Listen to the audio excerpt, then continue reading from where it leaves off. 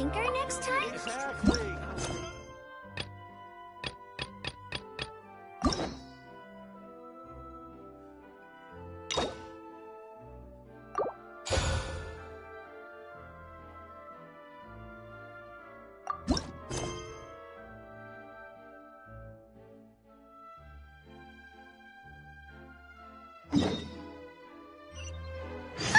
It's been a while since we visited Poisson. Maybe we should head over and have a look around.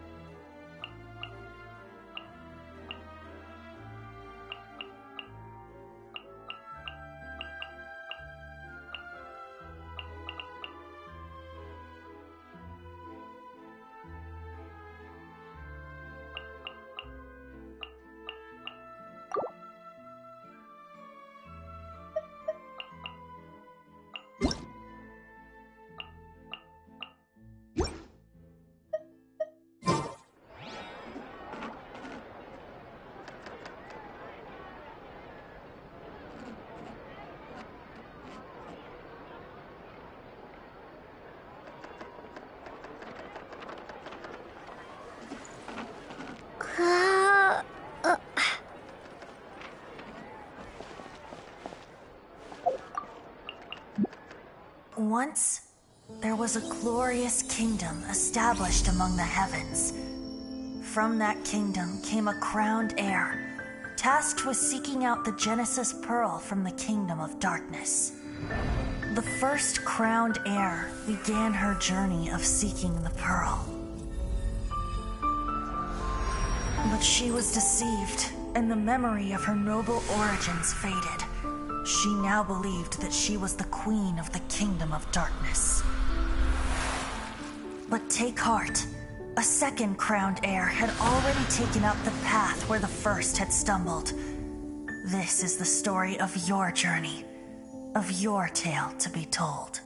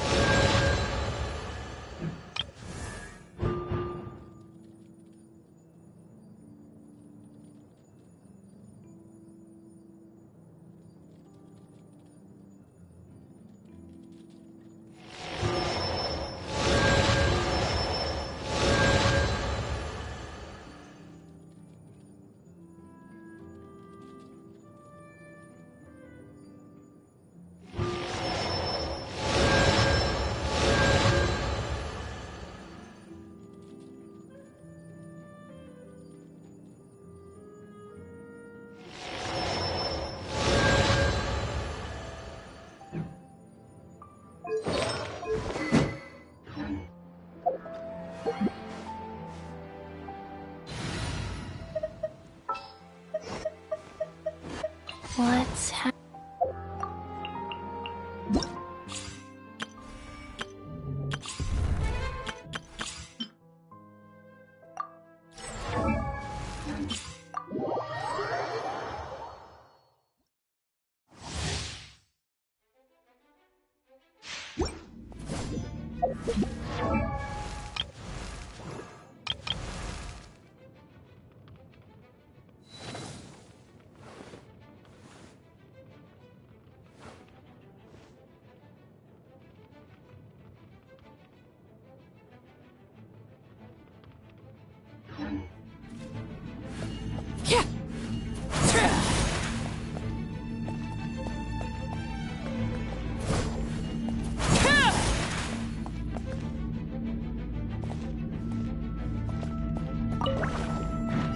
Transfixed!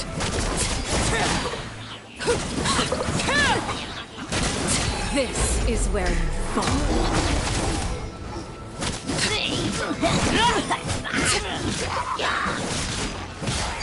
Laid bare.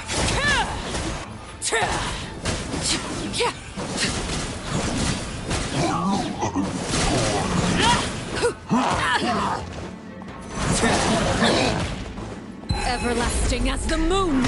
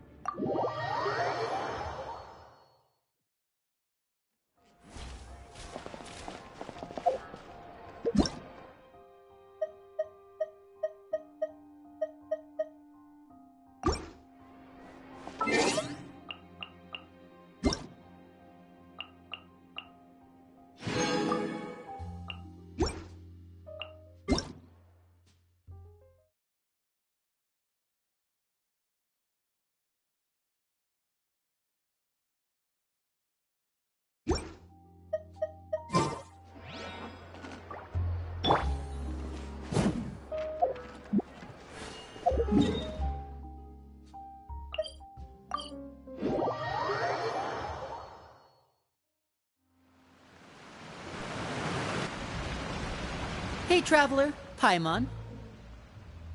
Oh, Paimon knows that voice! Over here.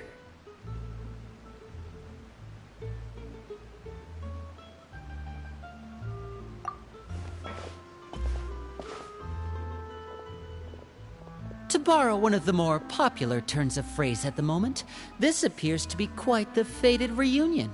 Running into you two out of the blue like this has really made my day. I certainly wasn't expecting it. You can say that again. What brings you to Poisson? Wait, Paimon's got it! You must be here for one of your magic shows, right? Actually, we've run into a bit of trouble on the home front, so Father arranged for us to stay in Poisson for the time being. Oh, are Lynette and Fremine here too? Yep, along with most of the other members of the House of the Hearth. You may have noticed Poisson seems a bit more crowded than usual. So you're saying nearly the entire organization has moved to Poisson? Sounds like you've run into way more than just a bit of trouble. What's really going on? Well... Since the two of you are so curious, perhaps I can fill in the gaps. You scared Paimon half to death! Father, you're here. You know... on second thought, maybe we don't need to know? It's all probably super confidential House of the Hearth stuff, right? We totally weren't trying to pry or anything. No need to be nervous. I could sense your genuine concern from your conversation just now. Of course, I can also understand your confusion. Sending so many Fatui here to Poisson, it's only natural that some might suspect an ulterior motive to be involved.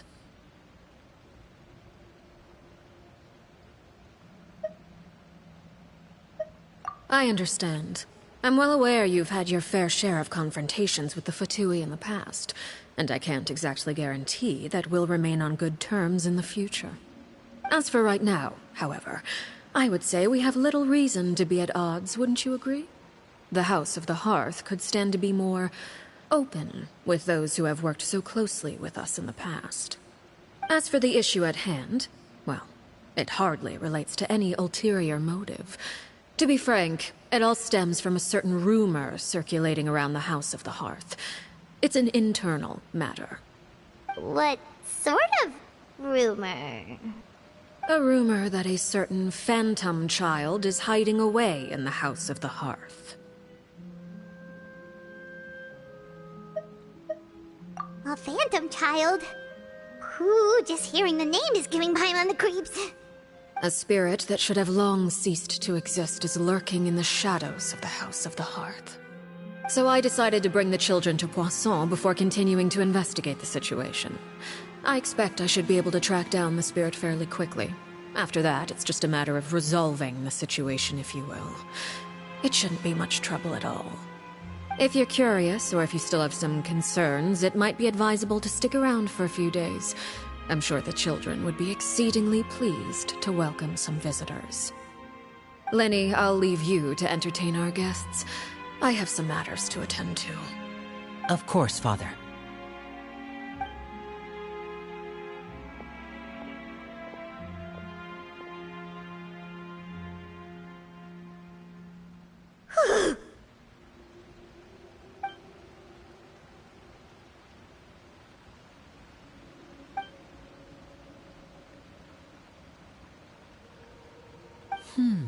It has long been a dream of mine to invite you to our home and introduce you to my other siblings.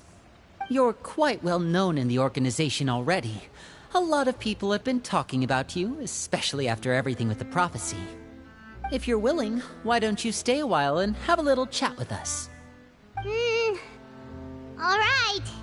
We don't have anything else to do right now anyway. But let's be clear, we're just gonna be there as guests, okay? Don't get any funny... Oh, wait a second. For your guests, that probably means we'll be treated to lots of yummy food, right? Of course.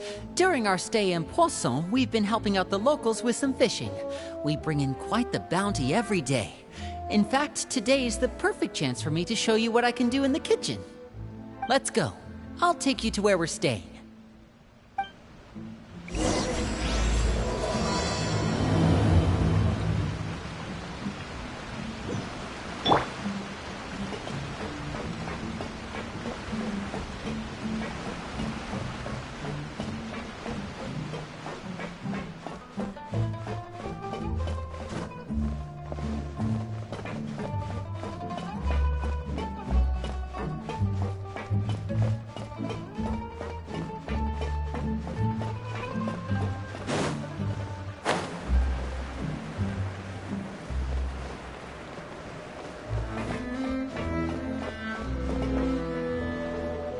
We rented this house from one of the locals to use as a temporary base. I'll come back later and tidy up a bit. After that, it should be all ready for you to stay in tonight. Awesome, thanks! So, where are we off to now? Well, when I happened to run into you two earlier, I was actually in the middle of distributing some supplies. With this many people staying in Poisson, we have to bring in outside supplies every now and then. I should probably make sure the rest of these provisions get delivered. Otherwise, people might start to get antsy. Okay, we'll come with. There are all sorts of rumors about your organization floating around out there. Paimon's not sure if she could even take a wild guess as to what's true and what's not. But now that we finally have the chance to see a day in the life of the house, we can take a good look at how you operate. Well, you're more than welcome to come along. Just follow me.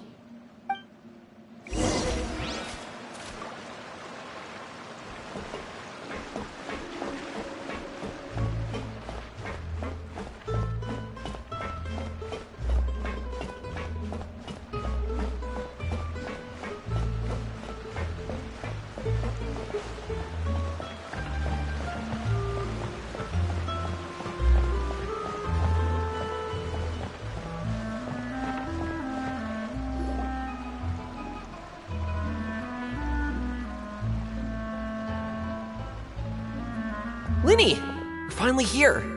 The supplies. I'm assuming you've... Brought them with me? Yep, here you go. Hello? Something caught your eye? It's the Traveler in Paimon! No way! Come here, everyone! Hurry! The Traveler and Paimon are here!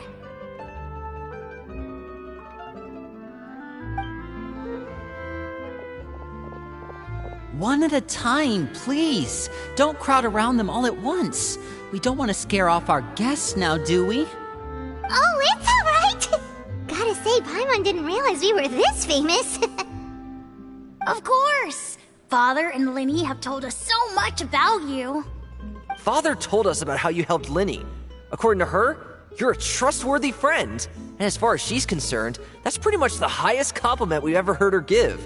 As you can imagine, everyone's been very curious about you. I heard the Traveler is so strong that she can move a mountain with her bare hands. I heard Paimon eats so much that she can clean out the entire pantry at Hotel Tabor in just 3 days! Wait a second! That's the rumor you heard about Paimon? Oh, not cool at all! Oh wait, when guests visit, you're supposed to give them gifts and stuff, right? Oh, we don't need something like that. Besides, we don't have anything to give to you! Come on, we insist! I can give you some of my new potions. Just pick your poison. And by that, I mean medicine or actual poison. I've got both. Huh? Or maybe Shaplo can teach you guys about stealth! He's super good at it! He's never been caught. Ah, now that's not a bad idea. I know you usually prefer to fight head-on, but it never hurts to expand your bag of tricks, right? When it comes to eliminating your enemies, staying quiet can go a long way. Trust me, I would know. I was poisoned not too long ago, and I'm still dealing with the after effects. So I'm not quite as good as I was before, but I can still give you some pointers. Wait, when you said gifts, Paimon didn't think you meant poison and stealth tactics. But those are the best things we can give you. You don't like them? Ooh, how about this? Tell me the name of someone who really annoys you, and we'll teach him a lesson for you. All right, Fold, Selwar. I think that's enough suggestions for now. When it comes to being a good host, it's the thought that counts. You don't need a physical gift to make our guests happy. In fact, pestering them with suggestion after suggestion might make them more annoyed than anything. I would say your enthusiasm has certainly gotten across. Really?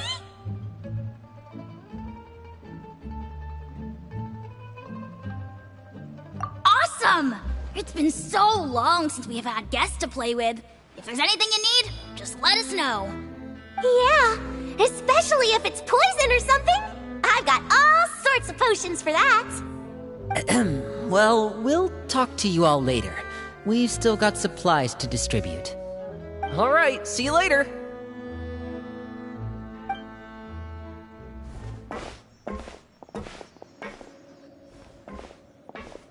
Bye!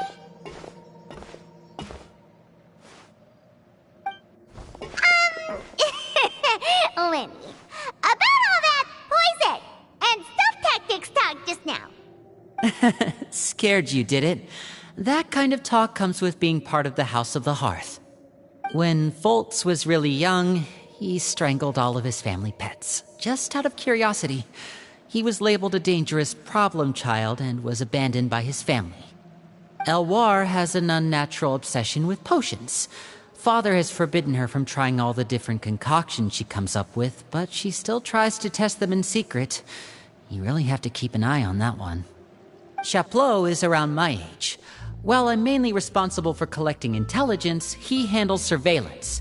He's very passionate about his work and has no reservations about taking on some very difficult missions. I know you two probably aren't used to that kind of talk, but I can promise you they only had the best of intentions. Things like stealth tactics and developing different poisons, they really mean a lot to them. They were just trying to share the best of what they could offer, that's all.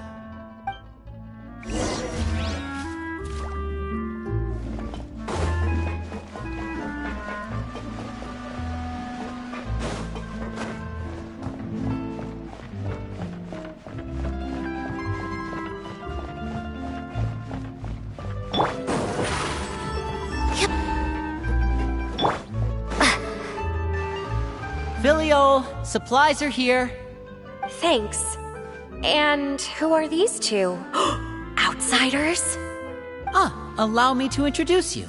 This is the Traveler and Paimon. Oh, you're the famous duo I've been hearing so much about.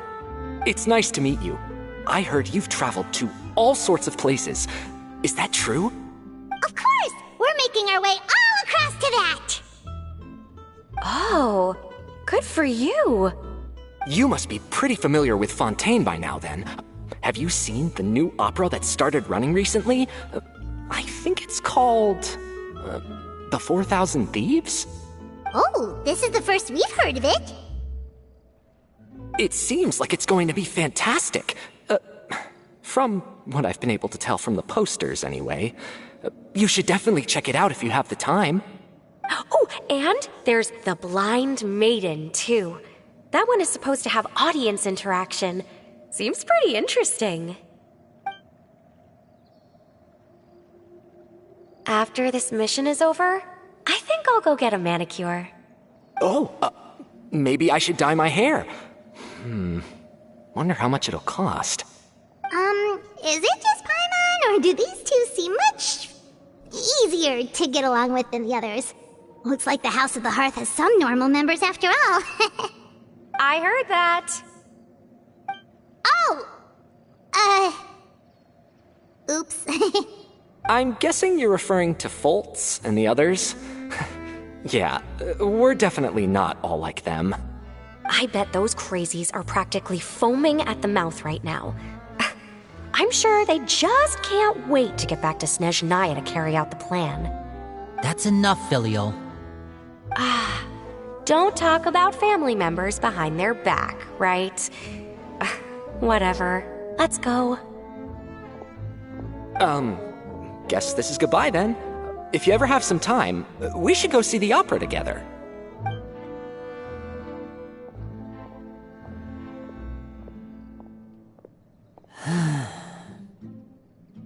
Well, that's it for the supplies.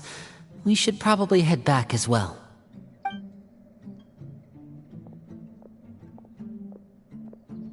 Well, they didn't seem too happy with each other. Seems like there could be something more going on here. You're right. We're only here as guests after all.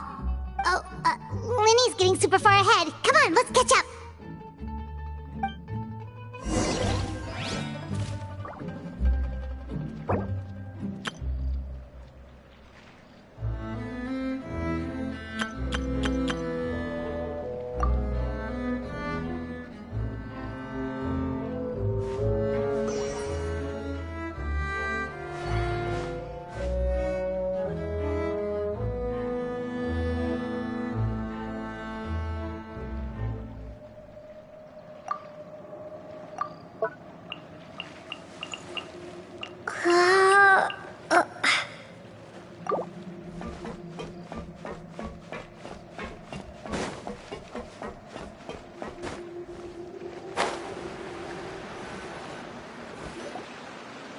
So, what do you think of the members you've met so far? Well, Father is always encouraging us to be strong-willed and independent. So if there's one thing we've got, it's people who aren't afraid to speak their mind. Well, I should probably get cooking. Wanna join? Of course! Then let's head out and... Huh? Fremine? What are you doing here? Well, Fremine! Nice to see you again! you too. I heard you're here as guests of House of the Hearth. Welcome. We were just going to make some food. Why don't you come along? I could use some help in the kitchen, and I seem to remember you mentioning you wanted to make seafood soup for the traveler in Paimon. Seafood soup? Oh, Paimon is drooling already. Were you looking for something just now, Fremine? Maybe I can help. It's nothing. I just wanted to see if there were any extra supplies. Yeah, we've got some left over. What do you need? Some food and water. And some clean cloth, if possible. No problem. Give me a second here. Food, water... Wait a minute. What do you need all of those for? You're not on any missions as far as I'm aware, and you were just going to come eat with us. So what's this all about? I thought I'd grab an extra portion because I get hungry at night. Could be because I'm growing, you know? And... Fremine, you remember what I told you? You're not like me. Your lying skills still need some work. Tell me what's going on. Is it really bad enough that you have to keep it from your own brother? Maybe it'll be better if we gave them some space.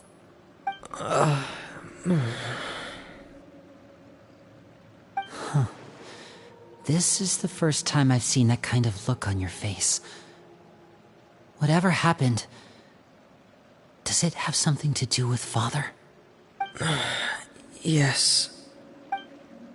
Just follow me.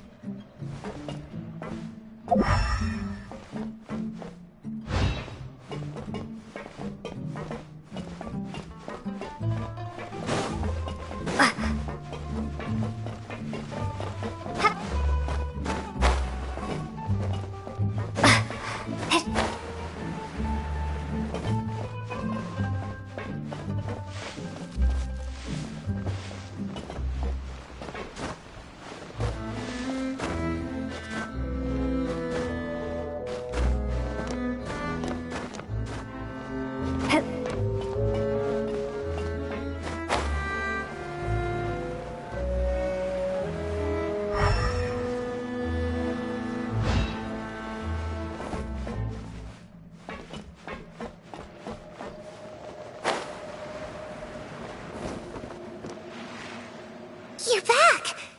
Oh, and you've brought some friends with you this time! Hello, my name's Linny. I grew up in the House of the Hearth. And you are? Hi, Linny. I'm also a child of the House of the Heart, just like you. You can call me Clairvy. Clairvy? It's nice to meet you. Does that name ring any bells, Lenny? No, not at all. That's not a name we have on our roster, I'm sure of it. What I'm not sure of, though, is how she managed to sneak in. She must be the phantom child Father's been searching for. From the looks of it, I'm guessing you were the one that found her, Fremine. You, haven't told Father, have you? No, I haven't told anyone. I've just been keeping her hidden. For how long? About half a month now. So ever since we got to Poisson, then. Do you have any idea what you're doing? I know what I'm doing. Really? 'Cause from where I'm standing, it looks like you're hiding the very person Father has been trying to find. If Father finds out about this, everyone involved is going to be punished. You know the rules of the house, Fremine. I know you do. Father doesn't tolerate any form of betrayal. So why are you doing this? I've thought it through. And I just can't hand her over like that. Linny, don't you remember last year? Sheplo nearly died after getting poisoned during that one mission. He wasn't able to get back before the poison started taking effect, and not a single person was there to help him. That night, while I was sleeping, I heard a voice telling me to go save him. I opened my eyes, but I couldn't find the source of the voice. I thought maybe I was just hearing things, but I went to look for him anyway. Luckily, I got there with enough time to save his life. That feeling of being haunted, of hearing voices, it's happened many times in the House of the Hearth. I'm sure you've noticed. So what you're saying is, that was her? She was the one who spoke to you that night? Unless there are other spirits roaming around the House of the Hearth, I don't think there's any other possibility. If Clairvy were our enemy, it wouldn't matter whether she was a spirit or an actual child. I would have acted without a second thought, because that's what Father ordered us to do. But she's been living with us, helping us from the shadows all this time. I think that makes her family. I couldn't just hand her over to be dealt with. Not when there's so much we still don't know. So what's your plan then? You can't keep her here forever. Someone is bound to find out eventually. I haven't thought that far yet. I don't want to disobey an order from Father, but I also don't want to put Clairvy in danger. Come with me. There are a couple things I'd like to say to you in private.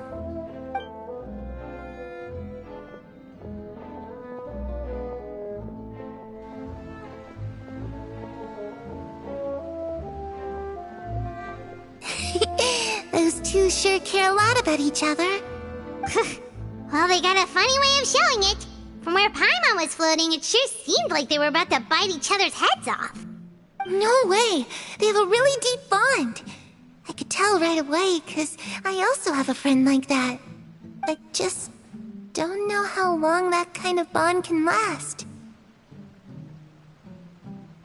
The darkness in the house runs deeper than you can imagine.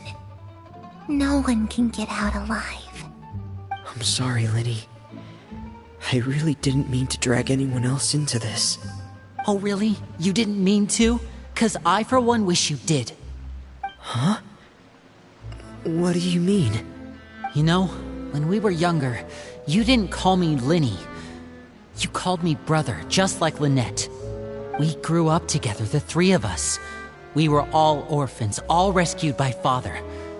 Of all the siblings in the House of the Hearth, I think our bond was the closest.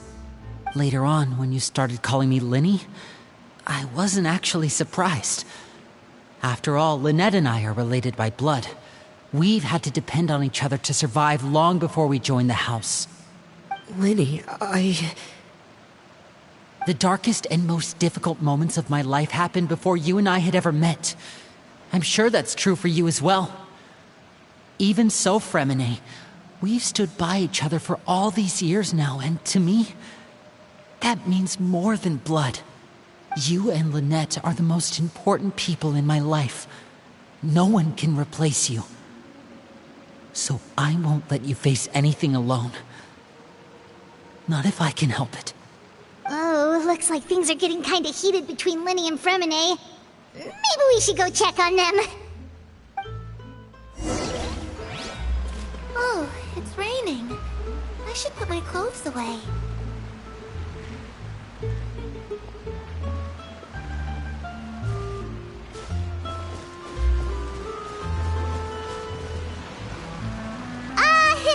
Hey, you two! Hope we aren't interrupting anything. Like a fight, or... Oh, wait a minute, Fremine. You're not crying, are you? Is everything alright? Everything's fine. Thanks for asking. Well, we're all friends here, right? We've been through so much together, so if there's anything we can do to help, just say the word. It's just a small family dispute. It's not something our guests should trouble themselves with. In fact, it might be better if your stay ended here.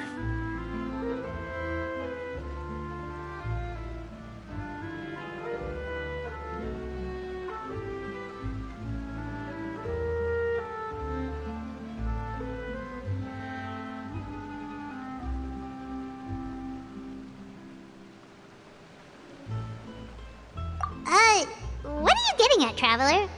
When guests are around, families are often on their best behavior. And any disputes are less likely to escalate. That's what you're trying to say, isn't it? I just... Thank you. I was really hoping to keep you out of it. But even if I could think of some other reason to turn you away, I'm not sure I could convince you. I know things could turn dangerous, so I promise you this. From now on, I'll protect you like my life depends on it. Me too. Well, back to the matter at hand then. If we don't plan on handing Clairvy over to Father, then our only other option is to solve the mystery of her identity before Father is able to track her down. That means finding out where she came from and what she's doing here. Then we can send her on her merry way and pretend like none of this ever happened. I've tried that already. And? And... nothing. I tried taking her somewhere really far away, but... after some time, she just reappeared. She even came with us all the way to Poisson. It seems like wherever the house is, she follows. I don't know much about spirits. Do you two have any ideas? Let's see here. Paimon remembers hearing something like, if you fulfill a spirit's last wish before they died, they'll let go of whatever's keeping them here and return to the ley lines. Oh, it's just that Paimon doesn't really remember where she heard that, so it's not guaranteed to work or anything. Well, sounds like it's worth a shot. Guess that means we should go ask her about her wish. But first, Fremine, I need you to promise me something. What is it? I need you to promise me that this will stay between the two of us. We're the masterminds behind this whole thing. No one else gets involved. Can you do that for me? Of course. I promise. All right. Then let's seal the promise just like when we were kids. Fist bump on 3. Ready? 1, 2, 3. I swear.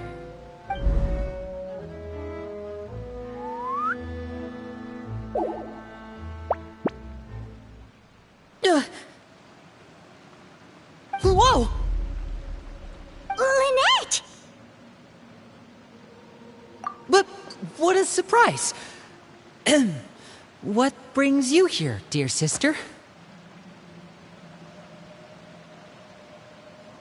And, when exactly did you get here?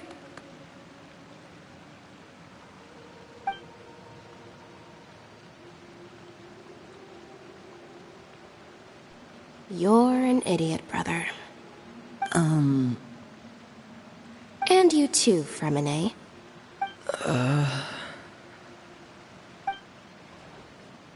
You 3, Traveler. And you 4, Paimon. Wait, what did we do? I've seen Clairvy around the House of the Hearth before. I hadn't seen her in Poisson, so I figured she must not have come with us. But it turns out, you were just hiding her. I heard you talking about your plan. Rather than steering clear of the situation, I'd rather fully join in.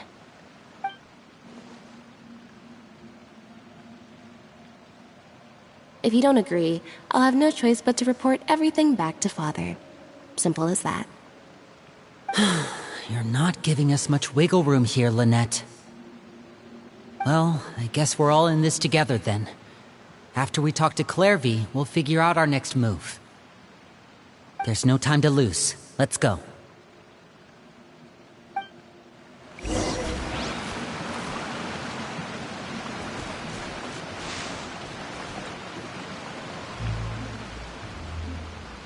I'm full. Thank you for bringing me this food, you guys. She said she's full, but the food doesn't look like it's even been touched.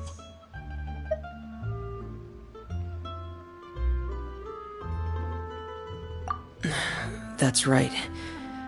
Based on what I've been able to observe, it doesn't seem like Clairvy can interact with the physical world at all. Still, when she's presented with food, she'll always linger around it for a good little while.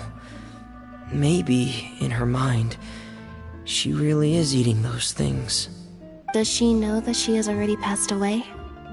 I've tried to ask her, but she didn't answer. My guess is that she's just as confused as we are. Or maybe she couldn't understand the question at all. Clairvy, if you've got some time, I'd like to ask you a few questions.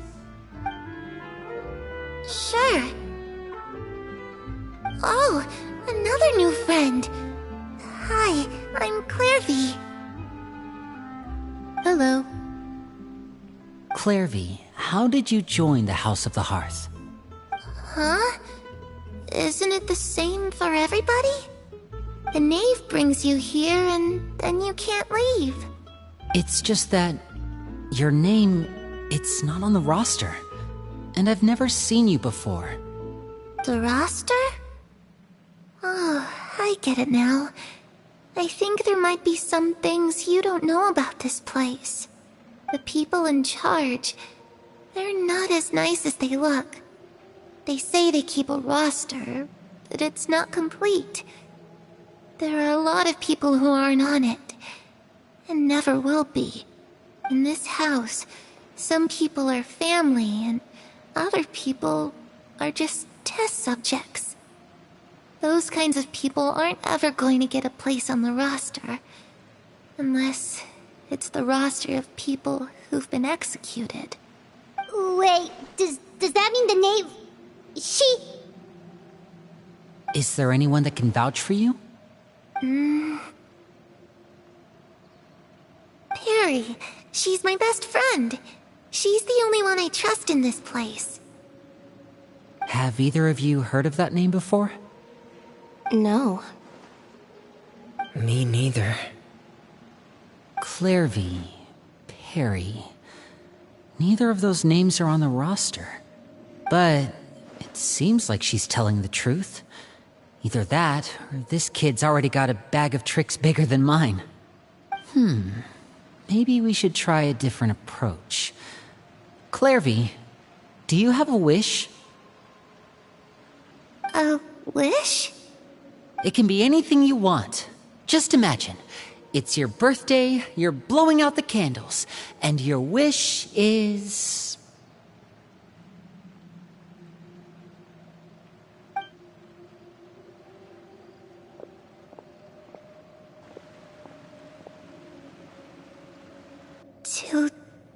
To go outside, where the sun can find me. That's... it? Well, that sounds easy enough. darkness in the house runs deeper than you can imagine. No one can get out alive.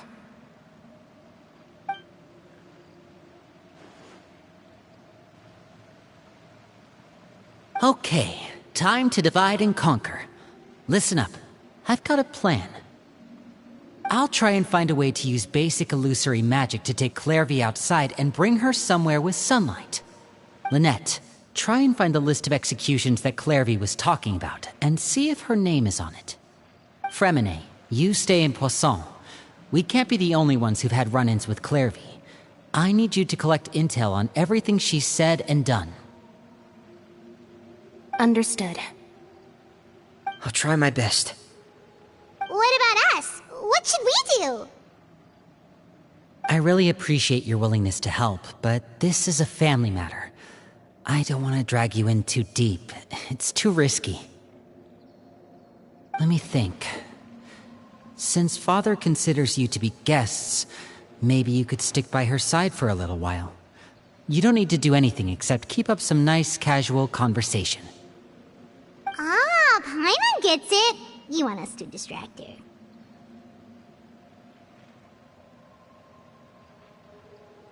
I'll give you a magic bird.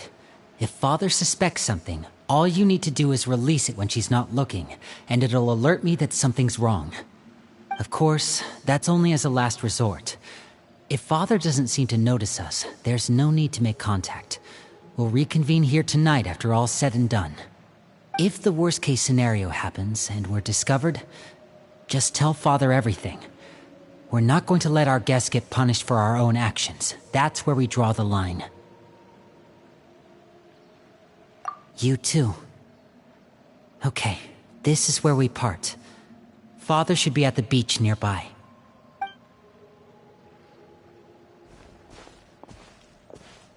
I really hope this goes well. No, it has to go well. That's the only way this can get resolved.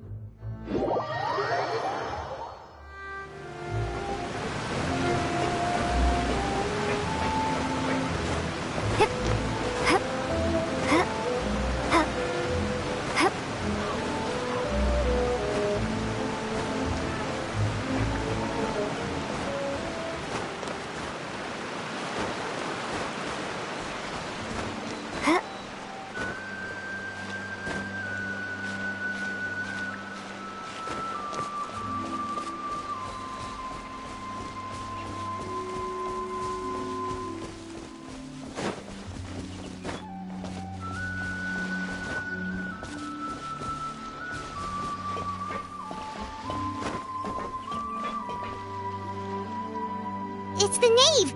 And... child! Hey! Aren't you supposed to be in Snezhnaya recuperating? What are you still doing in Fontaine? Oh, it's you two.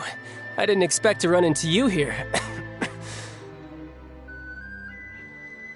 I was unconscious for quite a while after the fight in the Primordial Sea. After I woke up, I realized I was being taken back to Snezhnaya, and well... I couldn't have that now, could I? Not when I've still got unfinished business here in Fontaine. So, I mustered up all my strength and made the journey back on my own. What sort of unfinished business are we talking here? It has to do with Skirk, my master. I really wanted to meet up with her, but by the time I got back, she had already left. I still have so many questions for her. Without any other leads, all I could do was ask the knave to help me track her down. She must have left behind some traces from her time in Fontaine. Oh, okay, so have you found any clues? Unfortunately, no. While the House of the Hearth is adept at collecting all manner of intelligence, certain existences can still manage to escape our purview. Basically, unless Master feels there's a need to meet with me, she's not going to be found. But that problem has an easy fix. I just need to become stronger, and then... Paimon thinks you should focus on getting better first. The worst of it is over. It's all thanks to that one kid from the House of the Hearth. Elwar, I think her name was. She gave me a bunch of random potions to drink. They didn't go down easy, let me tell you. Pain and chills all over. But they really did help speed up my recovery. And that's good, because it looks like I really do have to head back this time. The old man's been putting the pressure on me. He sent someone to tell me I'm needed for some sort of project. Project Stuja? Yeah, that's the one. I heard Regrader's involved too. I'm not looking forward to having to listen to all his monologuing, that's for sure. Hey, maybe you could think of a way for me to stay in Fontaine for a little longer. Helping Linny and the others brush up on their fighting skills would be far more interesting. If you and I could spar, that would be even better. I've been waiting for a chance to see you go all out. And what a sweet little daydream that is. But I also have a role to play in all this. I'll be leaving Fontaine shortly as well. Besides, considering how little they see fit to step outside the homeland, being called on to return to Snezhnaya by such illustrious dignitaries, what a great honor. Wouldn't you agree? One I could do without, I'd say. Is it just Paimon? Or does it kind of seem like they're... So, dear guests of the House of the Hearth, to what do I owe the visit? we just...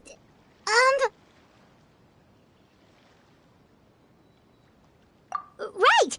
We're super close to Linny and the others, but we still don't know much about you! Is that so? Introductions have already been made, have they not?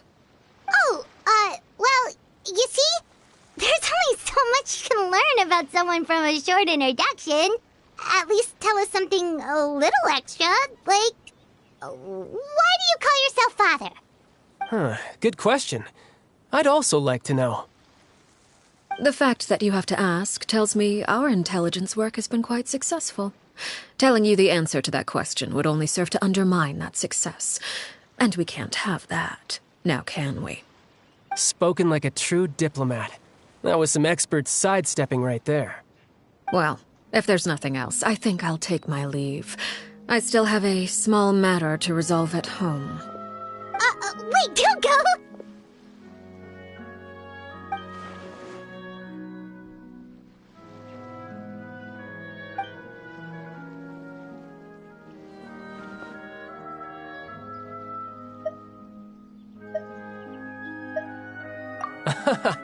I'd also like to hear the answer to this.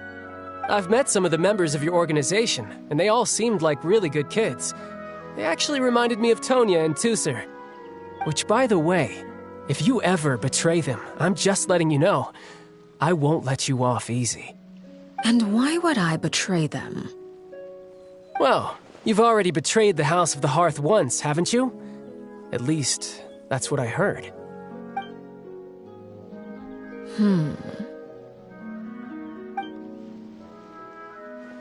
Okay, I admit. That's just what the old man told me. The rooster, I mean.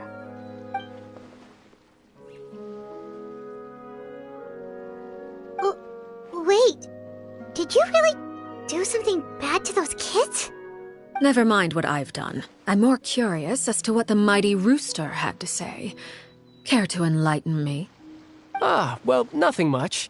Just some stuff about you taking out many other members of the House of the Hearth, and even going so far to attack your own family. I see. Oh, based on your reaction, I'm guessing it's all a bunch of lies. Hardly. I don't appreciate his particular turns of phrase, but I suppose he didn't say anything untrue. Although, it would be more accurate to say that there is a certain level of prejudice involved, but I don't intend to clear that up just yet. Prejudice has a funny way of concealing the real truth behind certain things, an attribute that I find to be quite advantageous. Call yourself a Fontainian, for example, and people will assume all sorts of things, when the real truth is that this is simply the land where I was raised. Huh? You're not actually from Fontaine? But then, why did you try to help out with the prophecy and everything? I was trying to protect the children born in Fontaine.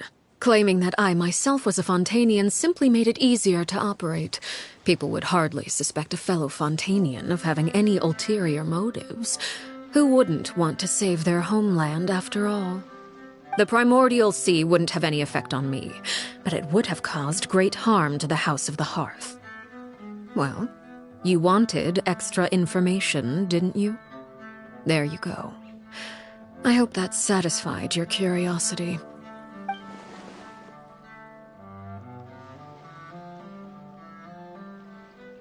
So, you stayed in Fontaine for the kids. I guess I was wrong to believe you'd betray them. Apologies. Looks like I was holding on to some prejudices myself. Good. Like I said, I like it when others have misconceptions of me. Actually, while I was recuperating at the House of the Hearth, there was something else that really caught my attention. I heard that members always resolve disputes and arguments with a friendly spar, and the loser has to back down. Seems pretty cool if you ask me. Would also give them plenty of opportunities to hone their skills. Well, that's only a recent development. In the past, such spars weren't nearly so friendly. The losing party would lose everything, including their life. They were that high stakes? Whew, at least that's not a thing anymore.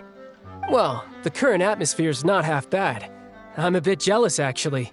You've got so many family members around you, and you even get to live with them. Having a lot of family around means dealing with a considerable amount of bickering and scheming. Once Tonya and Tusser enter their rebellious phase, I'm sure you'll understand. Just imagine.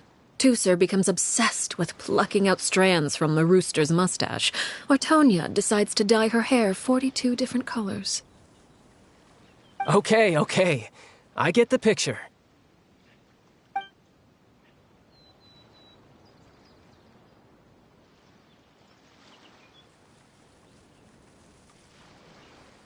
Well, would you look at the time? I should probably get going. Traveler, Paimon, I'm not sure where our paths will cross next, but the next time we run into each other, we should definitely try and find some time to spar. Again, maybe this is a conversation we can have when you look less like you're gonna keel over. All right. Well, thanks for everything, Arlecchino. No thanks necessary. You also played a part in obtaining the Gnosis. I would say we can call ourselves even. I like the sound of that. Well, I'm off. See you all some other time. We should probably get going too. Do you want to head back with us? Oh? You want me to leave so soon? Well, you see, I'm rather enjoying the evening breeze. If you don't mind, I think I'll stick around for a bit. I have some things to think about. Apologies for not attending to you like a proper host. Please forgive this slight. I do hope you'll have a pleasant stay. We managed to keep her distracted until nightfall. Good thing Child was there to keep the conversation going. You don't think she suspected anything, do you? Oh, I wonder if Liddy ran into any issues. Let's hurry back and see how everything went.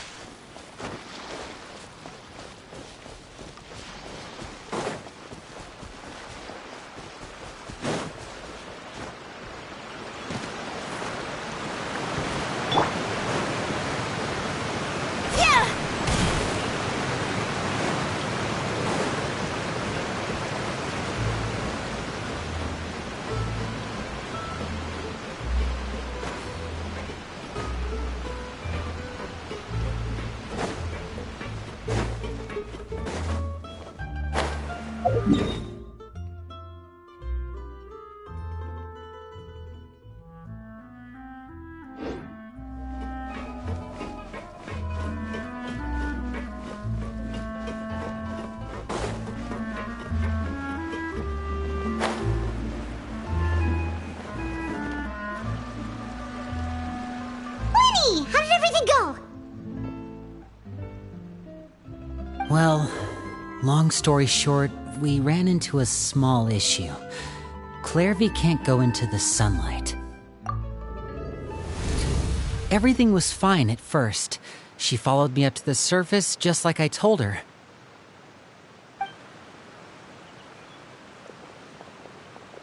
But as I led her out of the shadows and into the sunlight, she vanished.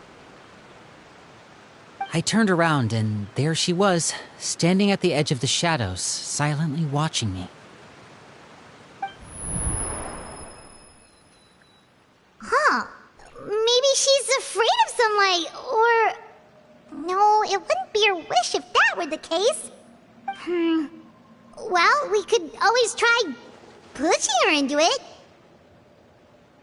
Oh, true.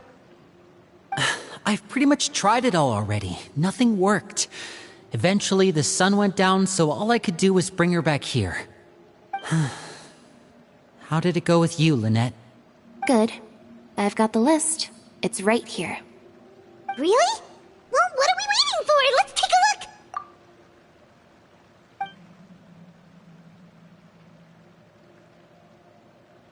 Oh, that's a lot of pages. Oh, it's gonna take forever to get through it all. We can each take a section. Here. La Pouillade, L'Endroit, Chambert, Horaire.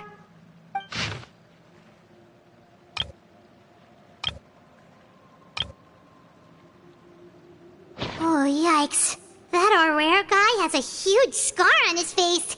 He's kinda giving Paimon the creeps. I've met him before. The scar is from an injury he received during a mission. I still remember him joking with me about it. He said any future lover would take one look at him and then lose all interest. Did he say anything else? Well, I asked if there was someone he was interested in. He said no, and that's where our conversation ended. It was only later that I learned he really did have someone he liked. He risked everything to escape so he could be with her, but it didn't work. One day, Father asked to see him, and, well, I never saw him again after that. Wait, so that means the knave, It may seem cruel, but it's just one of the rules of the house. Betrayal is not to be taken lightly. We know too many secrets to come and go as we please. So, if you do try to leave, you pay with your life.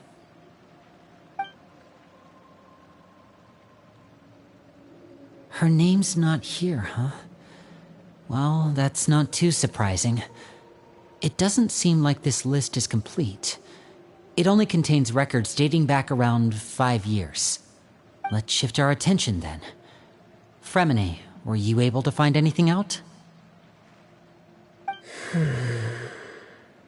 Fremine. Sorry. I was thinking about something. I managed to talk to quite a few people, but I couldn't help but notice that the atmosphere in the house was a little... strange. Strange? Yeah, I mean, I know there have been arguments in the past, times when people haven't gotten along.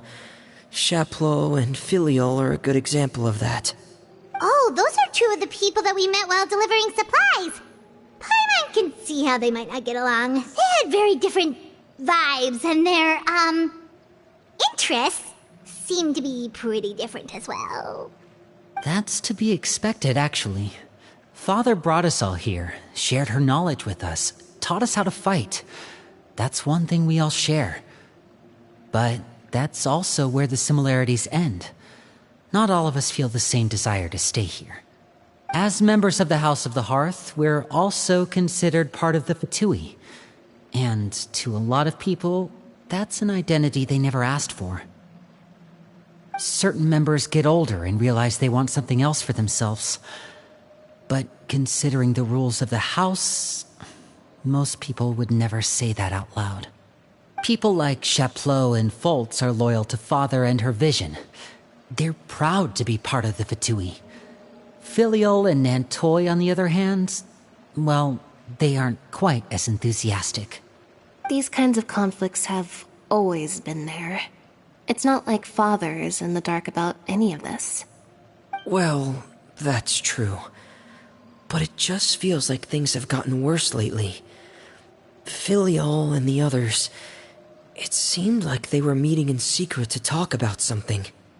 I can't say for sure, but I think they've met Clairvy. You think she's been inciting them to act out? No, not exactly. But I wouldn't be surprised if she said something to them about the darkness in the house and how deep it runs. She's told me about it before. Experiments being run on children. People being used as pawns on the battlefield without so much as the strength to survive. And they just believed all that? Without any evidence? Clairvy's words probably gave them the excuse they were looking for. Whether they actually believe them to be true is secondary. This is all because of Project Stuja, isn't it? Whoa. Hold on a second. What's this Project Stuja all about, huh? This is the second time it's come up now. Sorry, but I'm not sure of the details either.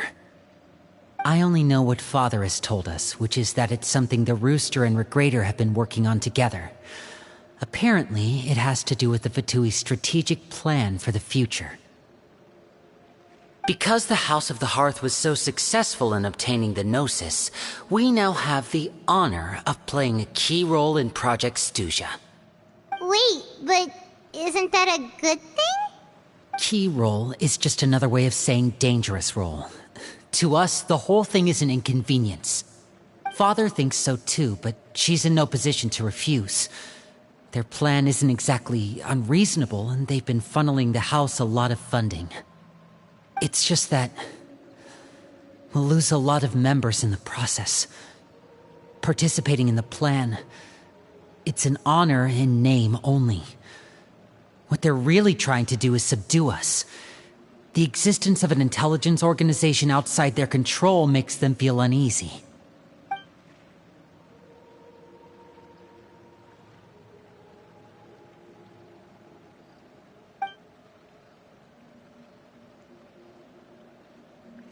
Okay, super complicated top secret Fatui business aside, what does all of this have to do with the conflicts you were talking about earlier? Paimon doesn't get the connection. External pressure has a way of exacerbating internal strife. You can't overlook the power of fear either. People are afraid of dying, and that fear is often the impetus for a lot of stupid decisions. I thought resolving the Clairvy situation would make everything go back to normal, but it looks like things are more complicated than I thought. If we leave Filial and the others to their own devices, sooner or later, Father will be forced to take action. We can only focus on one situation at a time, brother. You're right. Even if we confront Filial and the others, it won't do any good. It might even make matters worse. We should focus on Clairvy for now. Well, it's getting late. We should head back and get some rest. We'll try again first thing tomorrow. Lynette, you stick with me this time. Fremine, keep a close eye on Filial and the others. Make sure they don't do anything they'll regret. Good work today, everyone. Have a good night, and I'll see you tomorrow.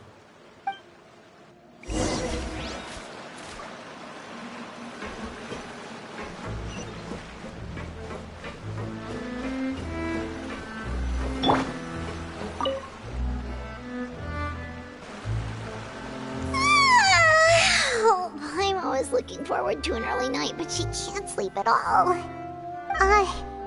Hey, you don't think the knave will be too angry with Lenny and everyone if she finds out about all this, do you?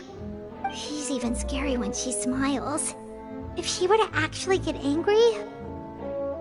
Ooh, you have to protect Paimon if that happens, okay, Traveler? Trust is ever, Traveler. Look! Look over there! Quick! Let's catch up with her before anyone sees!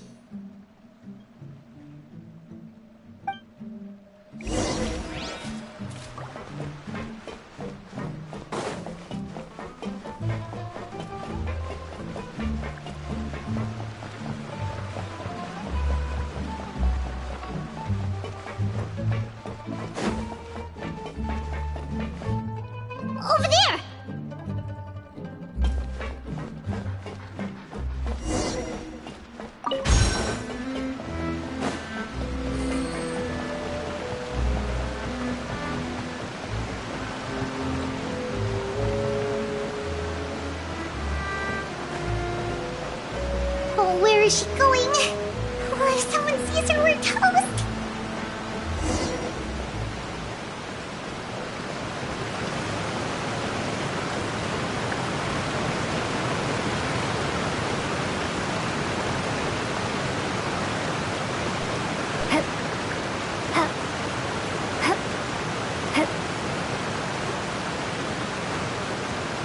Oh, look!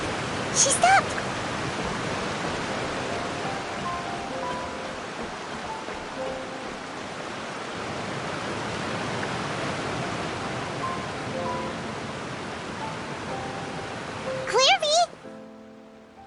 Shh. I opened the window while no one was looking. Look how pretty the outside is. If only I could have more than this. You probably think I'm being silly, huh? All this hopeless resisting. It's better to dream of what I could have than try to make it a reality, right? Please, help us get on the same page here, Clary. We need you to tell us what you know. Can you do that? Sure. Although, after you hear all this, I think you might regret that decision. Everyone in this family is nothing more than a tool. Something to be used and exploited.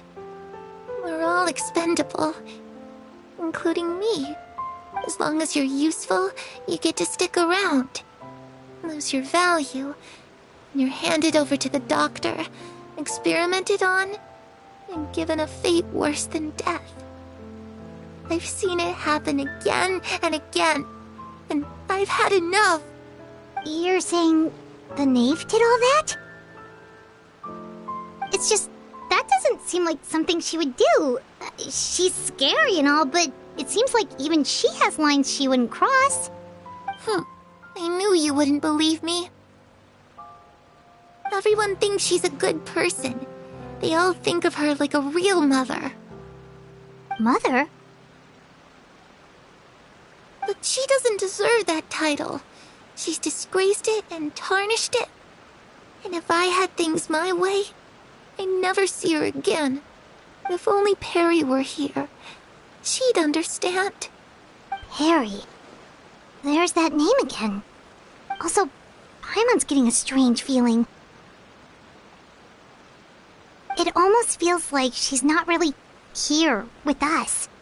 Paimon can't tell if she's actually talking to us or if she's mistaken us for someone else.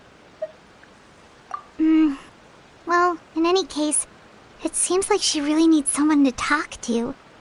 We should keep her company for a little longer. She looks so young.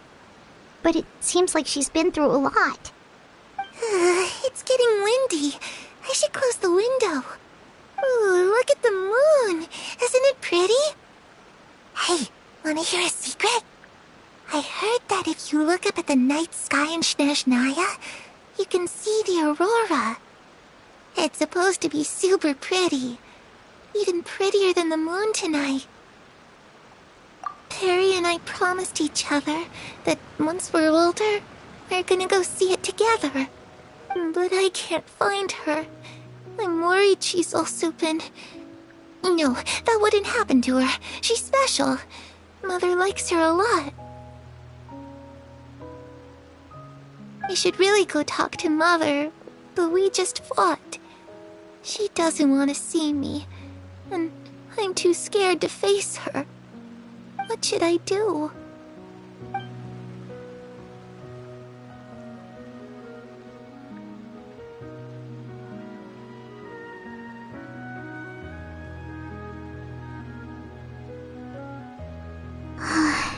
Paimon really doesn't understand what's going on with her.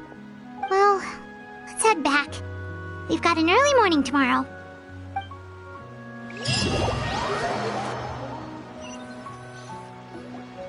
All right, looks like we're all here. Let's go ahead with the plan. Oh? What is it? What makes you ask that? Well, we kinda ran into Clairview last night, and that's what she told us. We met the doctor back in Sumeru. He's super dangerous. And he's done all sorts of bad things. It's possible that Father and the Doctor have had certain dealings, but I don't think Father would work with him. We're not really on the same side, so there's not a lot of trust between them. That doesn't exactly set the stage for a successful partnership. I did hear, though, that when Father first became a Harbinger, the Doctor offered to work with the House of the Hearth. Father rejected most of his proposals, except for one. It had to do with some sort of secret experiment. Secret experiment?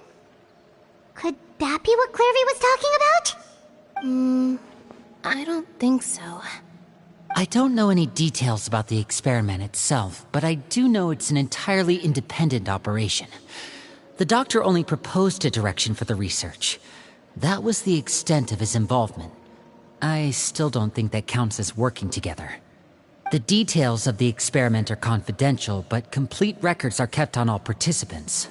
That doesn't seem to be the case with the situation Clairvy referred to. I know you don't agree with some of the Fatui's methods, and I'm not asking you to. But I am asking you to trust us on this. The House of the Hearth has its own principles. There are certain lines we're not willing to cross. Alright, that's good to hear at least. Clairvy seems to think the Knave and the Doctor worked together to do something horrible. If that turned out to be true, Paimon doesn't know how he would even face you guys. It's just that it doesn't seem like Clairvy is lying either. The easiest thing to do would be just ask the Knave directly, but Paimon doesn't think she'd tell us. Father didn't come back last night. She's probably still near the shore.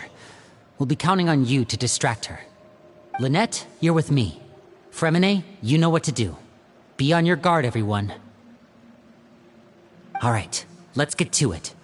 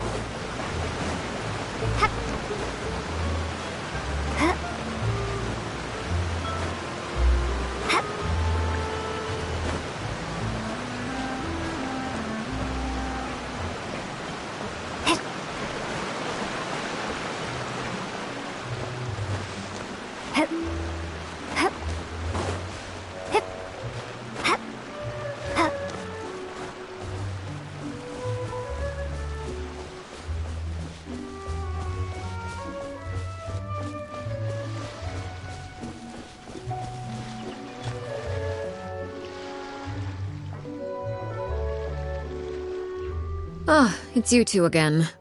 I must say, you look a bit pale. Did you have trouble sleeping last night? A little. Perhaps if you had less on your mind, you'd be able to absolve yourself of such troubles. So what are you planning to do now? Catch up on some sleep? Or should I give you some time to rack your brain for a topic to discuss before I ask any questions? Although I must profess to being curious. Without Child here, how do you plan on distracting me? Us? Distract you? A good one. But no, we were just here for a chat.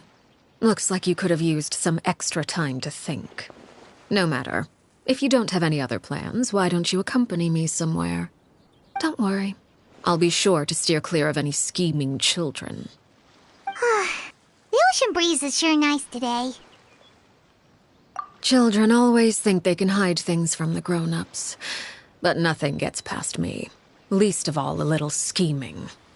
I think I'll let them have at it for a little longer. I can be very patient.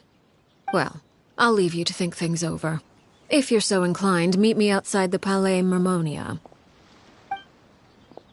Good things come to children who do as they're told. So I do hope you decide to tag along. If only for your friends' sakes. What should we do? She clearly knows about everything we've been doing, and Paimon doesn't think it'd be a stretch to say she was threatening us just now.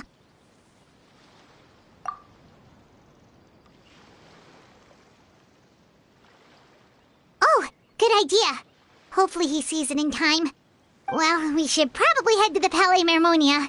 Paimon doesn't want to find out what happens if we don't show up. Based on what the knave was saying just now, it sure didn't seem like it'd be anything good. Okay, then we probably shouldn't keep her waiting. It seems like Lynnie and the others are on thin ice, so let's do our best to not get them in any more trouble.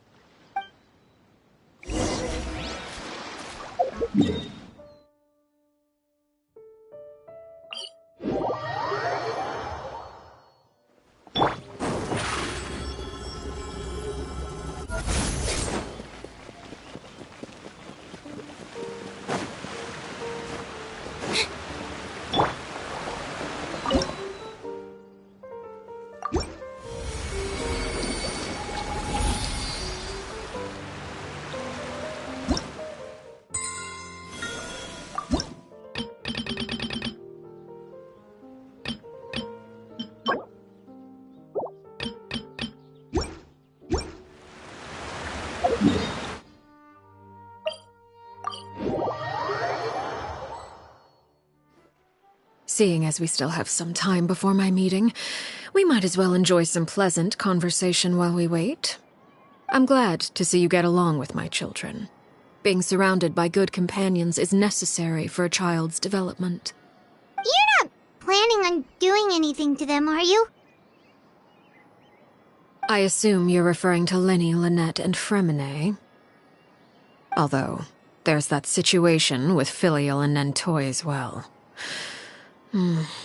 It appears quite a few people have been acting out lately. No matter. I'm not one to discriminate. All those who betray the house meet the same fate. There are no exceptions. Does that mean you're going to kill them? Oh, are you here to beg for their lives?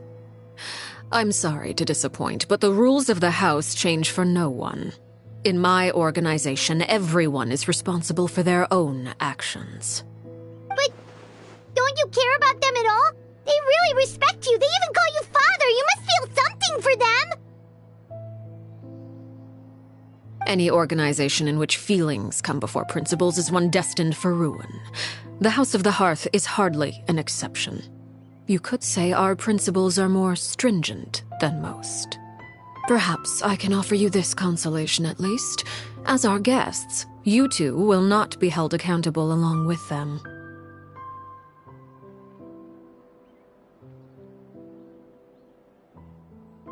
I would imagine Lynnie, Lynette, and Fremine will be able to keep their lives. As for Filial, Nentoy, and the others, I'm afraid there's little I can do. They can try to escape, but once you know our secrets, there's no getting out alive. But that's awful. Ah, you seem concerned. Out of consideration for my guests, I suppose I could turn a blind eye for a little longer. If Lynnie and the others manage to dispose of Clairvy in the meantime, all evidence of their wrongdoing will be lost. In that case, I could hardly punish them for something I couldn't prove. If their efforts are unsuccessful, on the other hand, all will be held accountable, and the punishment will be severe. Of course. Oh, and here, I believe this belongs to you. Do try and keep better track of it next time. It takes a considerable amount of time to train a bird like this. It would be such a pity if you were to lose it. Permanently. Wait, where did you get that? Well, I'm afraid that's all the time we have to chat. Now, for the matter at hand. I asked you to meet me here because I have business at the Palais Mermonia. It has nothing to do with you, but I think it would be prudent for you to stick by my side for the time being. There will always be time later to run off and tell Lynnie what you've learned. Well, time to go. Looks like we wrapped things up just in time.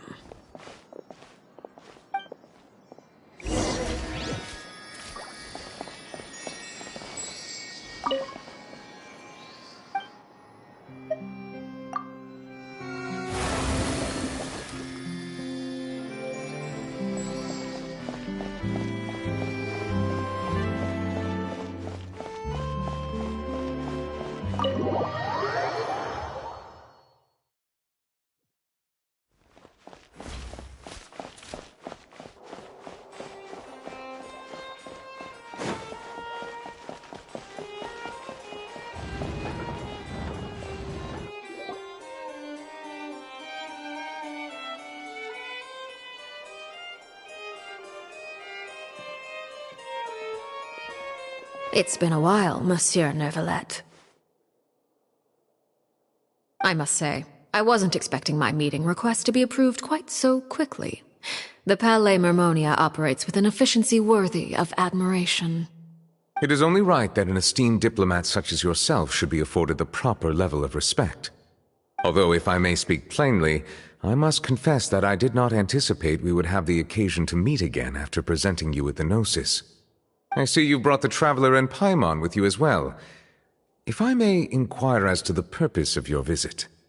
I'll be departing Fontaine shortly. There is, however, an outstanding matter that I would like to see resolved before I go. It requires a rather lengthy explanation, I'm afraid. So I took the liberty of explaining everything in this proposal.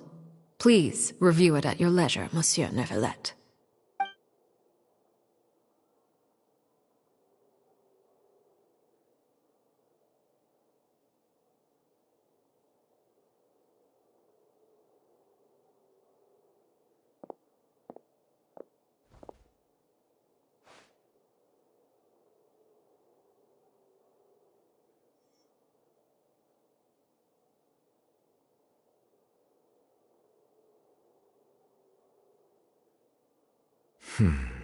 I understand your request. However, at the risk of causing offense, I must admit that I fail to see why you would wish for such a thing. I heard you have a certain fondness for water tasting, Monsieur Neuvillette, so allow me to use water as an analogy. A family is like a large body of water with countless rivers flowing in and out. As someone who watches over this system, I would hope that each river that flows from the source will eventually reach the ocean. Of course, objectively speaking, I know this is impossible. Most of the rivers will dry up along the way, disappearing into the ground and leaving nothing but a barren riverbed behind. Not all rivers are destined to reach the ocean, but I would not see their existence rendered meaningless. I believe the water that flows within them is simply meant for a different destination, like a field in need of irrigation. Or perhaps the glass of a certain water-tasting enthusiast. Did you get any of that, Traveler? Your words paint an optimistic picture indeed. Allow me to remind you, however, few among us are willing to sip from a glass filled with tainted water. It may have been tainted at one point in time, but not to worry. I'll make sure it's strained of all impurities and returned to its cleanest form.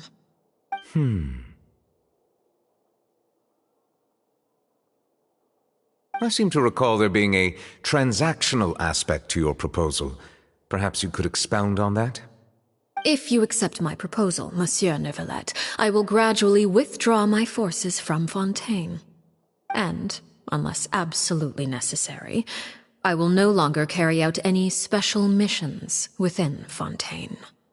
I presume I can take your words to mean that, in the future, cases similar to the Tartuffe assassination will cease to cross my desk? Tartuffe? Ah, that thief who embezzled funds from all those charities, you mean? My deepest condolences to his family, but without any evidence, I cannot imagine how the House of the Hearth might have been involved in his passing.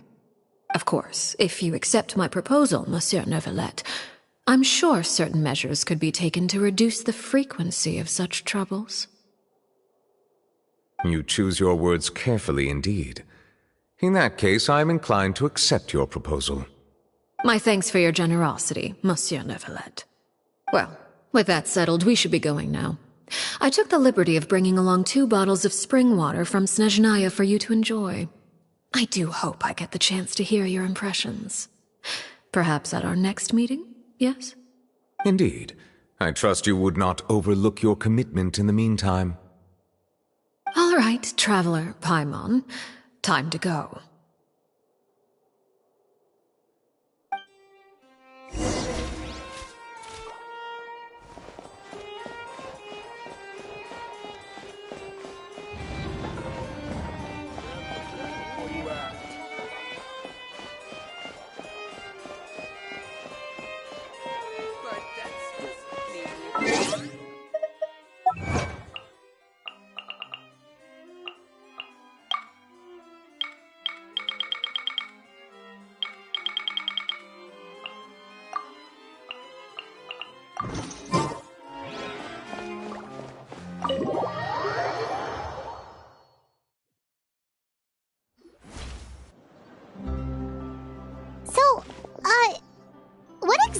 you talking about back there?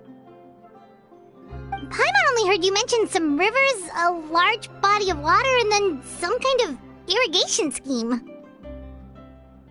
You really want to know? I would imagine there might be more pressing concerns at the moment. Lenny, Paimon really hopes everything's going okay.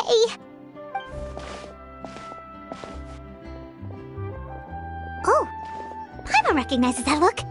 You've got your thinking cap on, don't you, Traveler?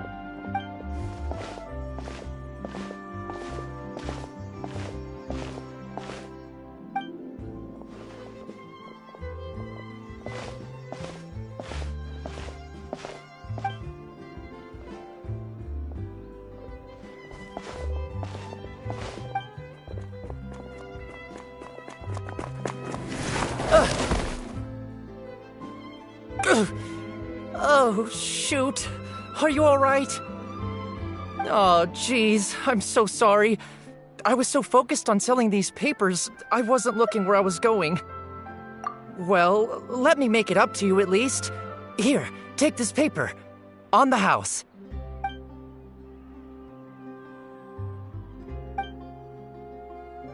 Oh, you don't have to give us anything. Please, I want to. It's not like I'm short on supply.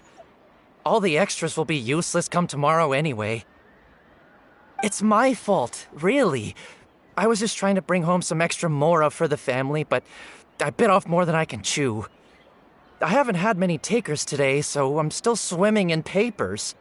What's going on here? Nothing much. I just ran into your friend here on accident. I should probably get going, actually, so... Hold on. Of course, I'm happy to compensate you with mora, it's just... I don't have any on me at the moment. I'll take 3 papers. Here. Your payment. Oh! Thank you for your patronage. May the Archons bless you with good fortune. If only I had the chance to run into such generous customers every day. I should probably just take on a smaller inventory though, right? I'm getting married soon, so sometimes it's hard to not get ahead of myself. Anyway, I should head out. Goodbye! Well, now that my affairs are settled, we should take the boat back to Poisson. We've even acquired some light reading to enjoy along the way. Actually, why don't we stick around for a little longer? Paimon just realized how hungry she is. She can't head back to Poisson on an empty stomach.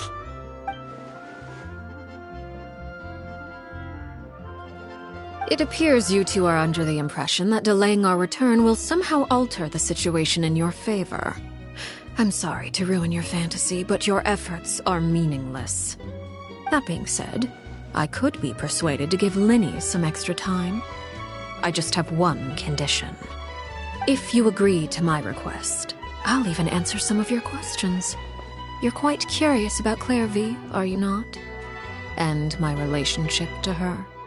Wait, why are you being so generous all of a sudden?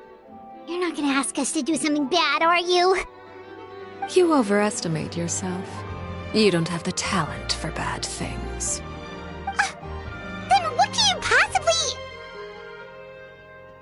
The most important consideration in a negotiation is that both sides receive something they want. Demands and threats only get you so far. Wonderful. Here it is. When the time comes, make the choice that you deem most appropriate in the situation, and lend your help to the House of the Hearth. Okay, sounds normal enough. But what do you mean, when the time comes? When is that supposed to be? That is for you to decide. Then we have a deal. Follow me.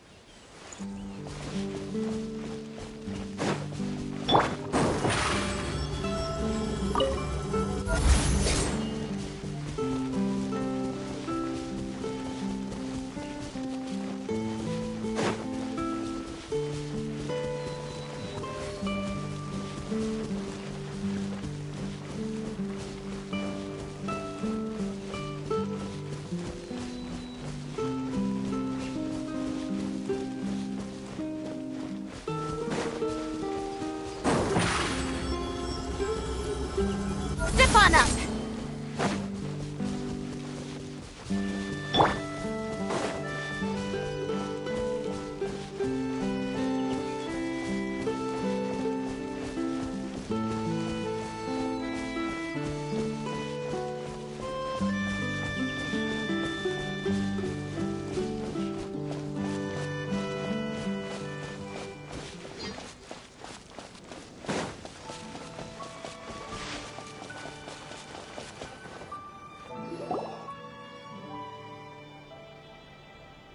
What is this place? Somewhere long forgotten by everyone. It used to be a grand building. Now it's nothing more than a pile of rubble. No one comes here anymore, nor does anyone care about what once happened here. Although, this place does have something to do with the story I'm about to tell you. It was before I became a Harbinger, and before Linny and the others joined the House of the Hearth. Due to certain events, I first killed Clairvy and then her mother. And this is where it all happened. You were the one that killed Clairvy?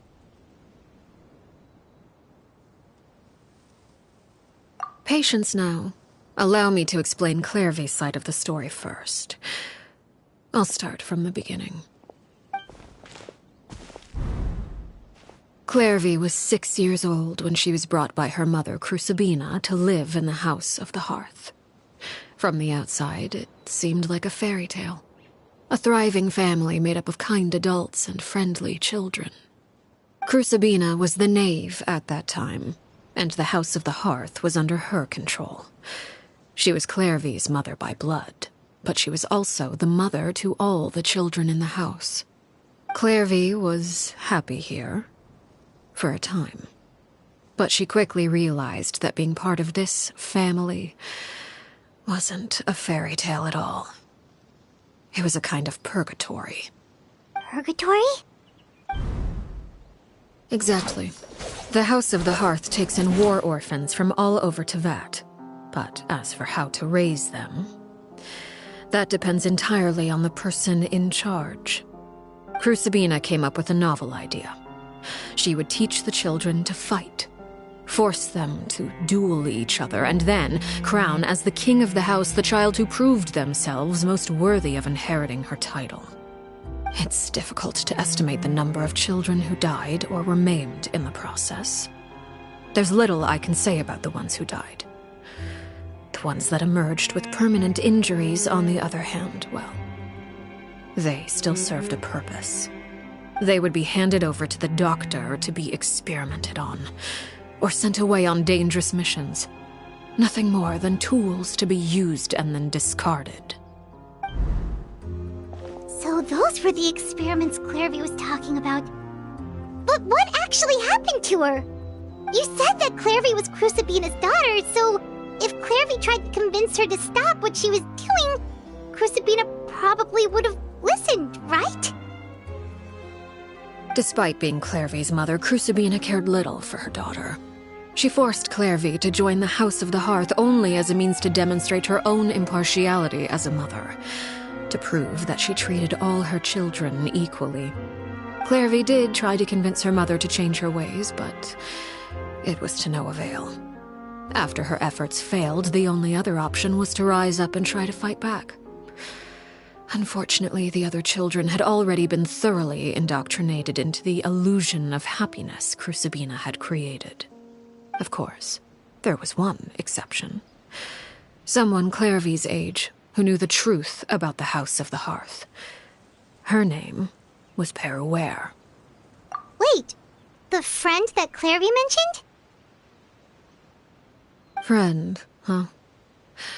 I suppose we can call her that for now. Clairvy was a cheerful and passionate person with a tenacious spirit. Peruere, on the other hand, was rather cold-blooded. Her cold-blooded nature allowed her to see through Crucibina's facade. Yet, it was also this cold-bloodedness that prevented her from acting against it. At least at first. While Clairvy longed for freedom, Peruere was convinced that, amid all the fighting and violence, she would make it until the end. Despite their differences, the two became fast friends, United by their knowledge of the truth, Clairvy told Peruere that she hoped to create a real family, where no one would be killed or sacrificed. There may have been a certain naivete to her ideas, but Clairvy proved her determination many times over.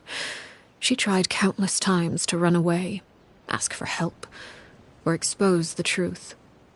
But her efforts only earned her beating after beating. The only thing that kept her going was her strength of will.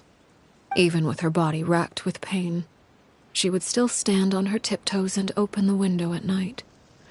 She and Peruere would look out at the moon together, a fierce longing for freedom shining in her eyes.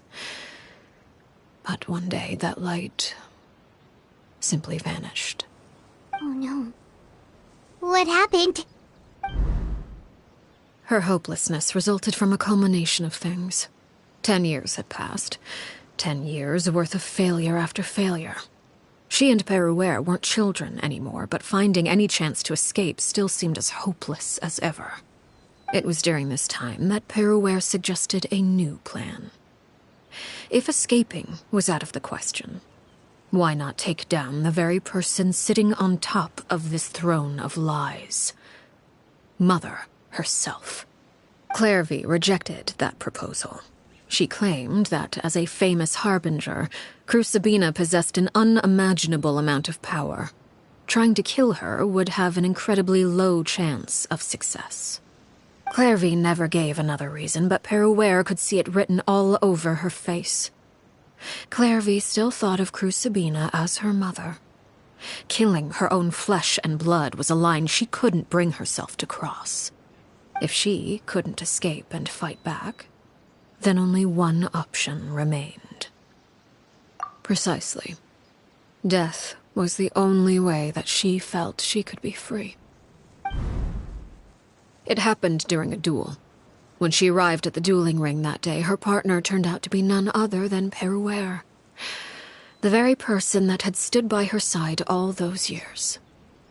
It was a fierce battle. But ultimately, Clairvy decided to let Peruere end her life. From that moment on, Peruere's journey was one written in flames. When the rain finally came and washed it all away, there she stood, the sole victor in Mother's endless game of slaughter.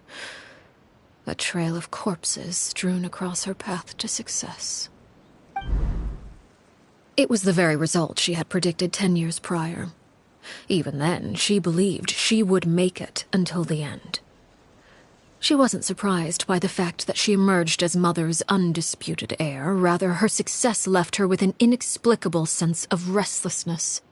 She was unsettled, and there was only one thing that could quell that sensation. Perhaps you two would like to take a guess as to what it was? Crucibina, you mean? But... Correct.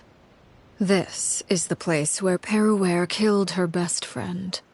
A mere year later, this is also the place where she fought tooth and nail to kill the mother they shared. The moment she acted, any conception of what was right or wrong ceased to matter. It's one of the principles of the house. Only those who survive get to write the rules. Peruere won the battle, and became a harbinger herself. After which Her Majesty, the Tsaritsa, bestowed upon her a new name. Arlecchino. So the Perry Clairvy was talking about... It was you all along. You're Peruere. Arlecchino is just a name you got later. I left that name behind long ago. I must say, hearing it now does bring back memories. After I defeated Crucibina, the moniker of Mother died with her. I chose to forego the title she called herself, and even chose to give up my own name.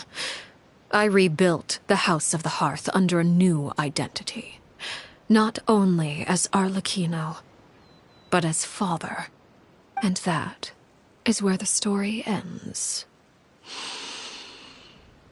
Any more questions?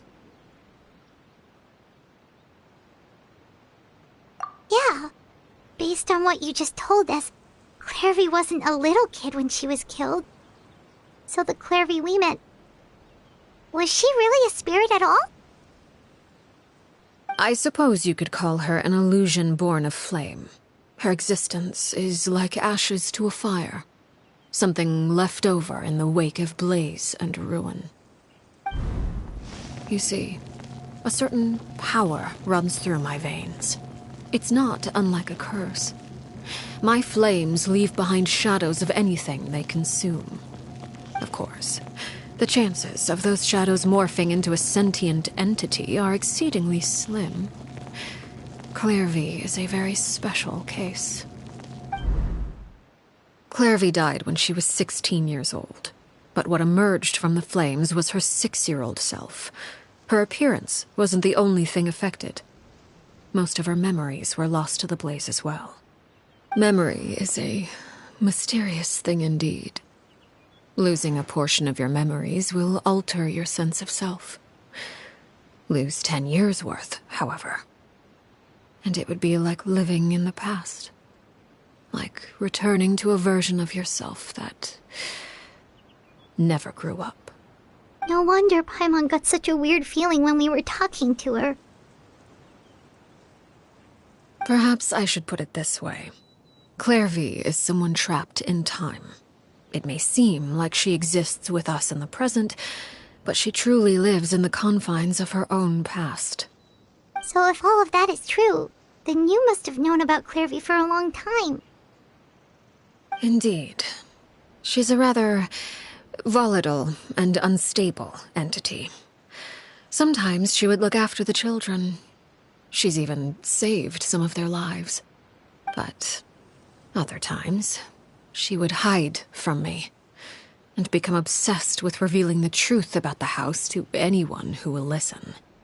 Shadows don't have the capacity to learn or grow. Any new information they encounter is quickly forgotten over time.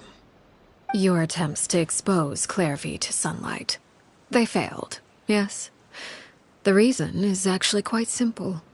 In Clairvy's mind, the house is impossible to escape, and it is this very perception that traps her there.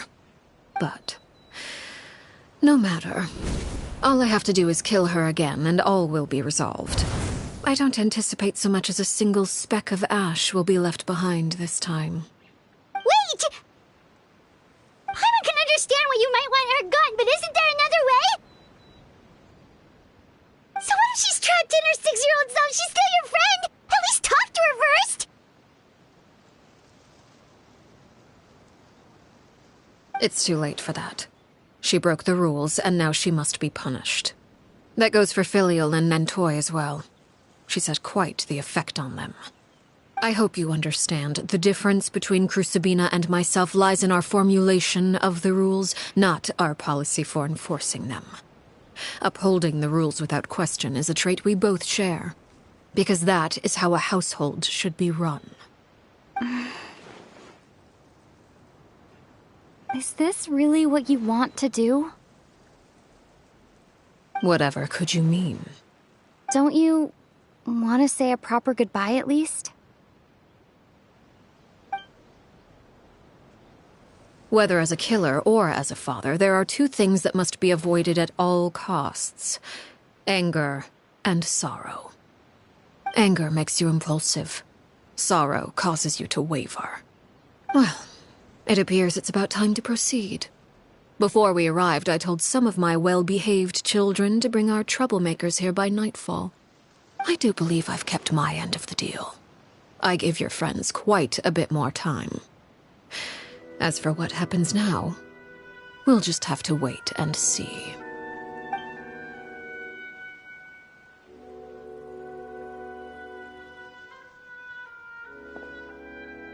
Here they are, Father. You gonna execute him? Seeing something like that would actually be a first for me. Lenny!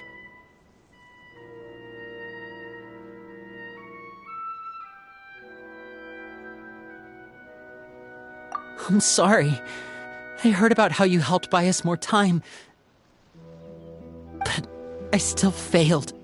I couldn't find a way to fulfill her wish. Huh? Are you... Perry? Indeed, it's been a while, Clairvy. Perry! Shh, stay right there. I'm sorry to postpone our reunion, but first I believe certain scores need settling.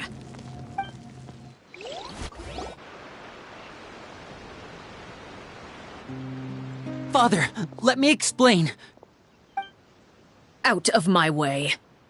Father! You chose to conceal a threat to the house, and for that, you must be punished. Overall, however, I suppose your wrongdoing is hardly the most egregious of the bunch, so I'll deal with your punishments later. As for right now, the more pressing concerns are the traitors among us. By traitors? Do you mean us? Father, let me explain. We didn't mean to... Fultz, why don't you share what you heard? Yes, Father. Secret Midnight Meeting number 3. Participants, Filial, Nantoi, Sato, Toddy. Nantoi clearly said, if only Father wasn't the one who took us in. Sato added, I'm sick of this life. I just want to live as a normal person. Filial was the worst of them all. She called us crazies and said a bunch of mean things about Father. I did not! You're lying! Fultz is trying to frame us! It's not like I'm the only one who heard those things. After that, you and Toddy and a bunch of other people started talking about Clairvy. You were using all those things Clairvy brought up as an excuse to question Father. We're birds locked in a cage. The only way out is to destroy it. That's what you said, wasn't it? You little... You just want me gone, don't you? What did I ever do to you, huh? And you, Sheplo, have you forgotten who stood by your sickbed, watched over you, and changed your dressings? Come on, let's hear it then. What's your reason for all this?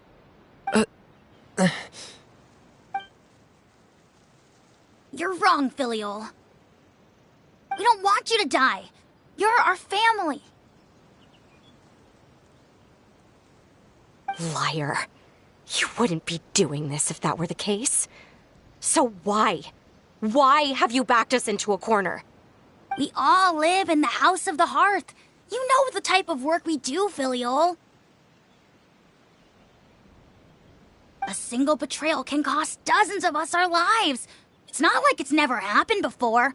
That kind of thing is hard to forget. That's why the House of the Hearth cannot tolerate any form of betrayal.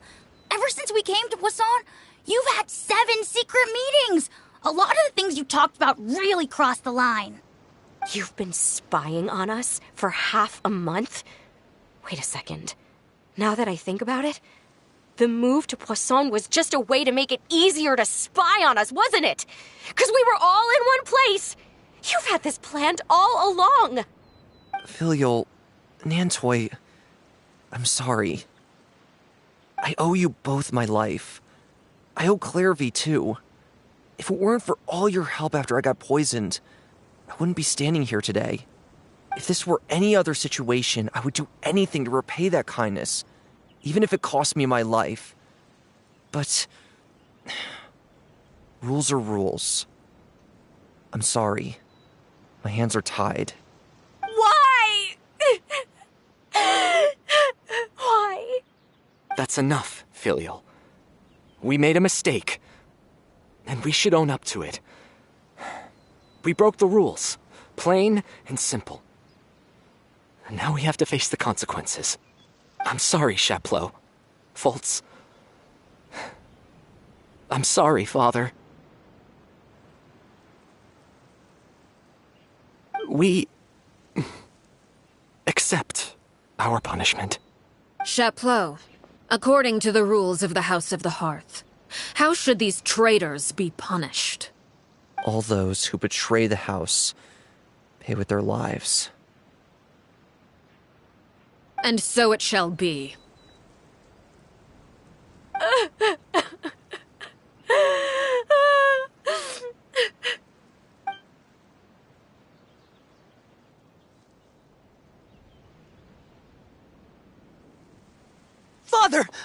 Wait!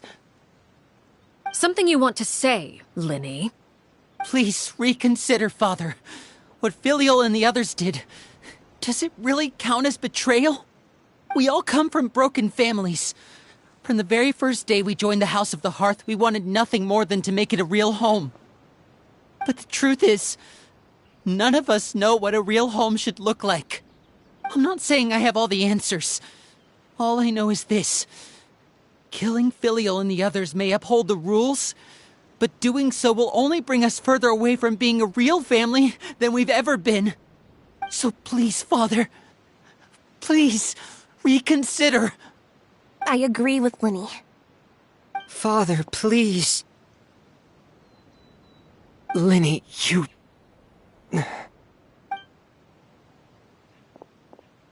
I also agree with Linny.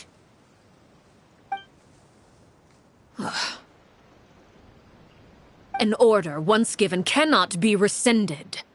However, given the extent of your determination, I suppose we shall have to go about this a different way. Draw your weapons and face me. Our weapons? Father, are you referring to a duel? Precisely. The rules of the house will not be altered. Traitors must be punished. However, resolving disputes with a duel is also one of our rules, one that also applies to me.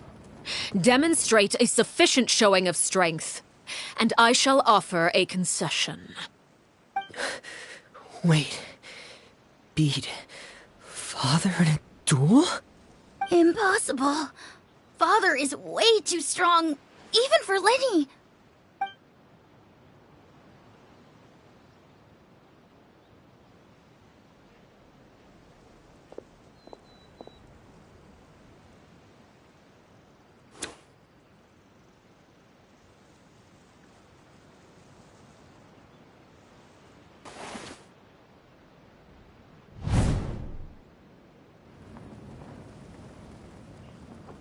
Did you hear that, Traveler?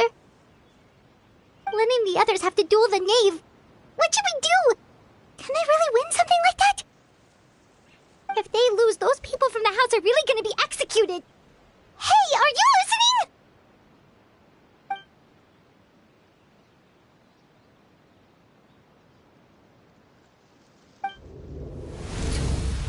Don't you want to say a proper goodbye at least? Anger makes you impulsive. Sorrow causes you to waver.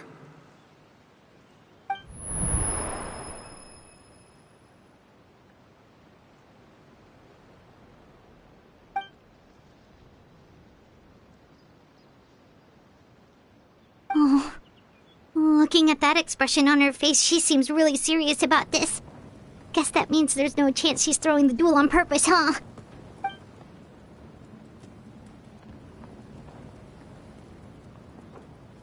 When guests are around, families are often on their best behavior. And any disputes are less likely to escalate. When the time comes, make the choice that you deem most appropriate in the situation, and lend your help to the House of the Hearth. What's wrong, Traveler? Hey, where are you going? Traveler?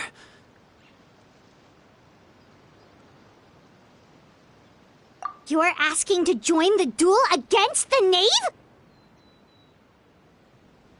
I'll allow it. We do have a ready-made dueling ring at our disposal, after all. All I would advise is this. Keep a firm grasp on your weapon, and give it your all. Any less, and you may just lose your life.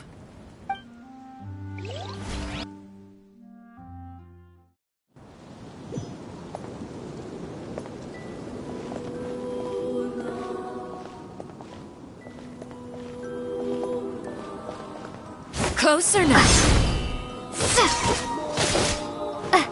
What pitiful attacks. I thought I taught you Life better. goes on. And voila!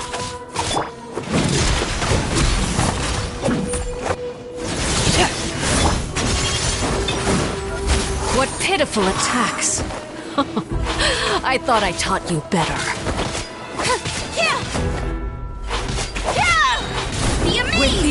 rising flames!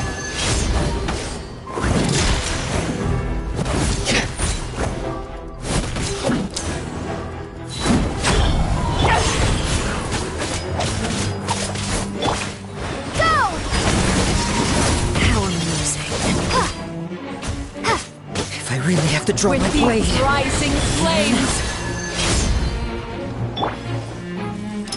Day reckoning! What pitiful attacks! I thought I taught you better. Frost is coming! Watch out for Father's movements!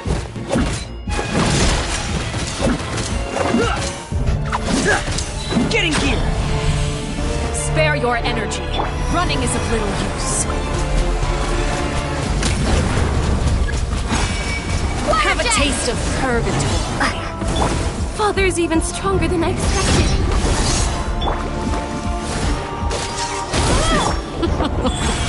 Look at you. Trapped like a bunch of helpless animals. Faster? Okay, faster. Is it my turn now? Getting gear!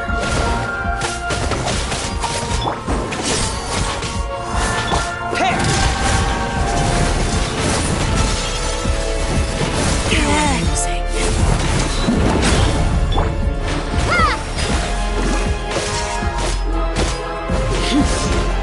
And voila!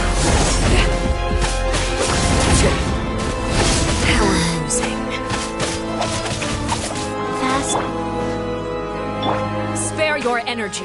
Running is of little use. Surprise! The countdown has begun. Father's even Fly stronger than tangles in a web. How I amusing. must live on. With these Sacred rising name, flames. Fortune preserver. Cold. So cold.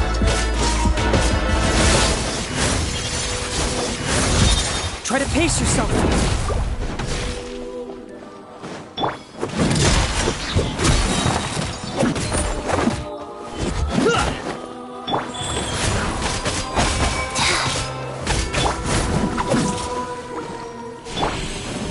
With these rising flames. Watch out for Father's movements!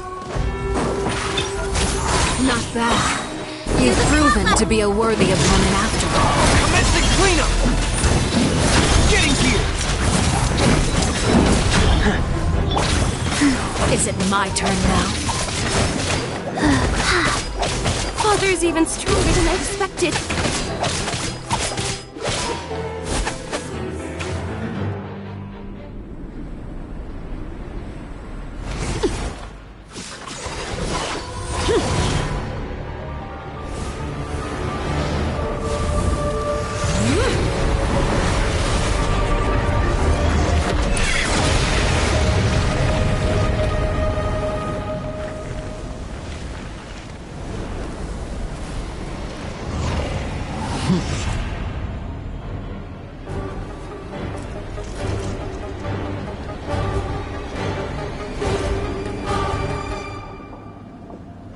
Kindness has been sealed away. My blade is all that remains. Pair!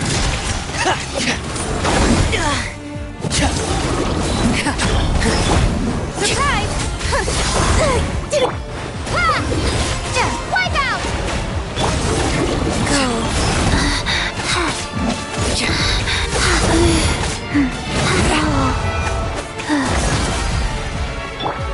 Getting gear! Now's our chance! Over here!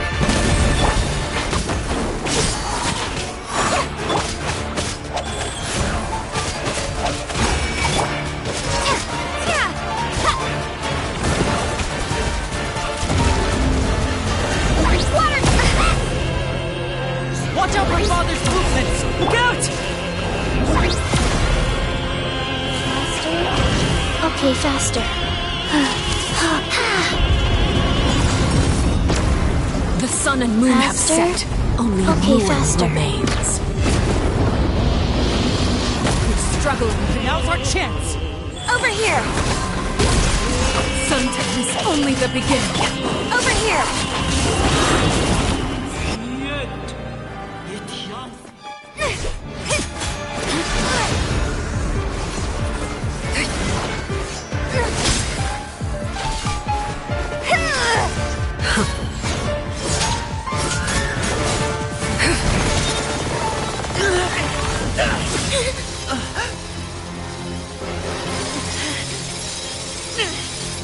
You should know better than to crowd in one place.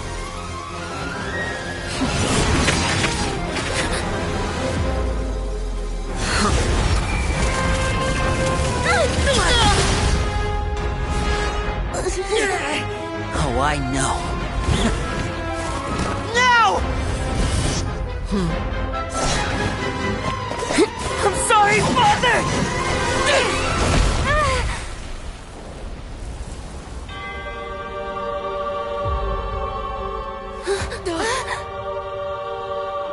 Sorry for what? This pitiful excuse for an attack?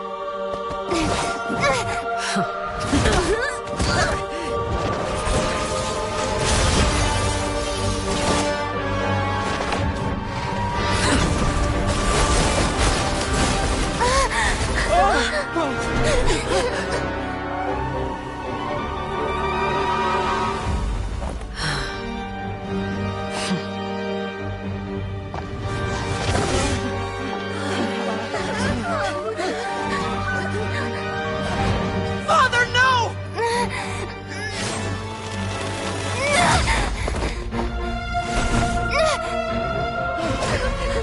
Made it out, did you? You're stronger than I expected.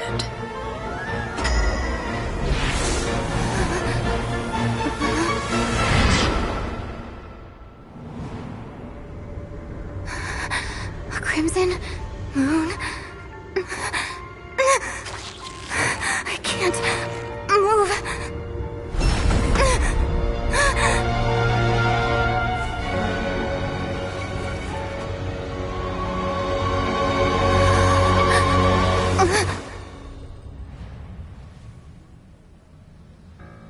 Still, not strong enough to beat me.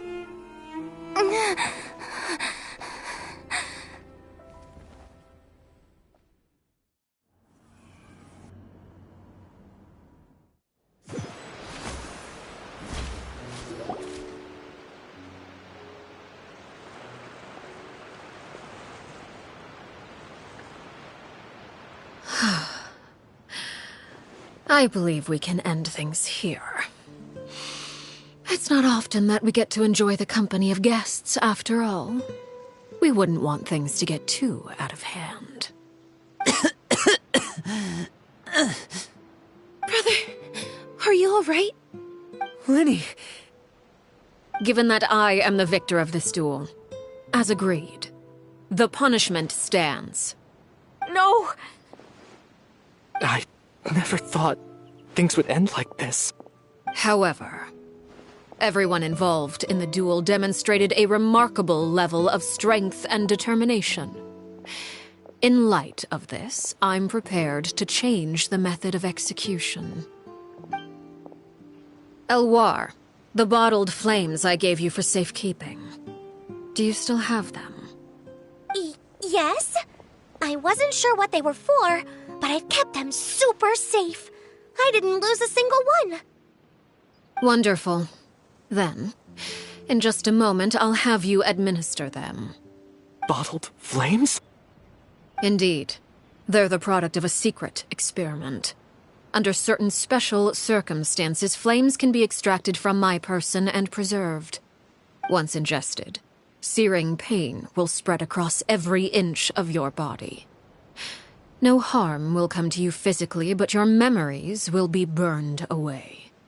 If you can withstand the pain. When you awake, you'll have forgotten everything you know about the House of the Hearth, and will be expelled from the organization. In other words, administering this concoction will kill the version of you that grew up in the house, and give you a new identity.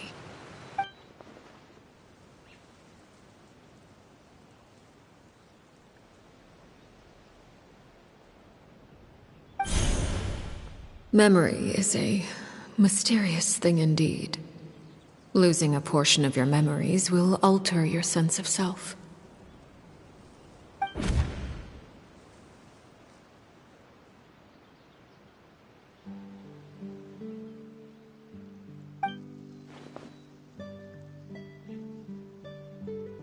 So, you're just letting us go, Father? You misunderstand. Memories are extremely important. Once consumed by flame, the version of you standing before me will die, and our secrets will die with you. So no, I don't intend to just let you go, because the person who survives will be nothing but a stranger. Even so, I won't have to live in fear anymore. I'm sorry, Father. I'm sorry I let you down. But I really... Don't cry, Filial. You haven't left the house yet, so there are still rules to be followed, yes? Remember what I taught you. Anger makes you impulsive, sorrow causes you to waver. Don't let yourself be controlled by your emotions. Of course. I'll remember. Dry your tears, and go pursue the life you really want. Yes, Father. Chaplot, Fultz, Elwar.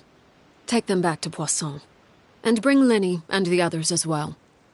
I prepared 3 extra vials of bottled flames. As for whether to take them, the choice is yours. Goodbye, children. The next time we meet, I will no longer be your father. Thank you for all you've done for the house. I hope you have bright futures ahead of you.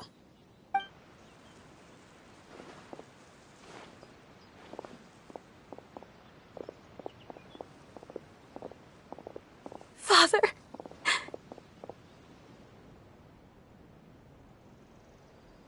Let's go.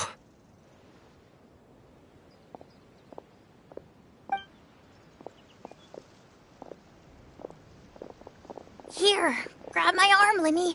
I'll help you walk back. Thank you.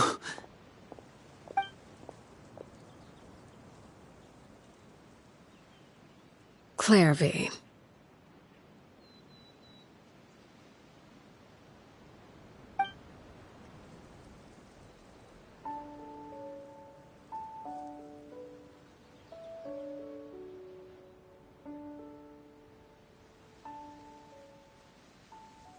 Can we talk now?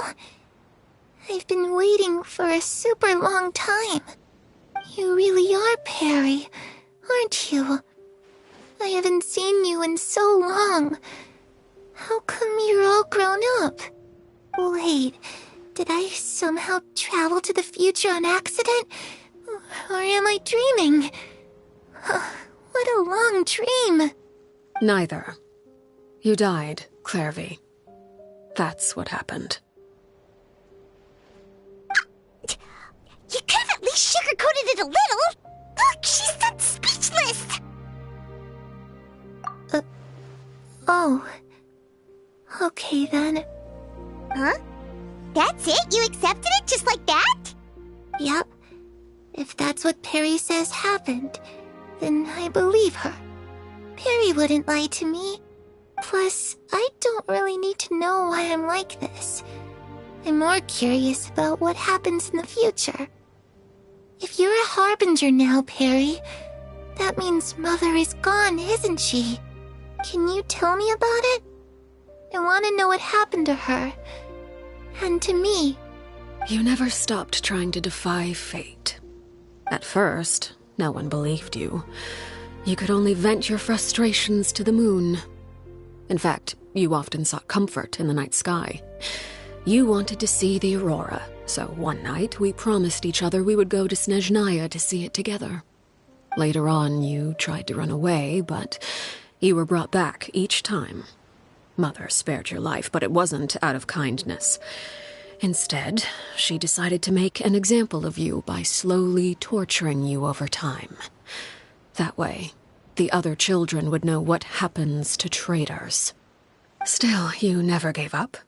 Mother hoped that through ruthless duel after ruthless duel, she would be able to crown an ultimate victor among the children she raised. But you called on everyone to unite, to fight to a draw in order to reduce casualties.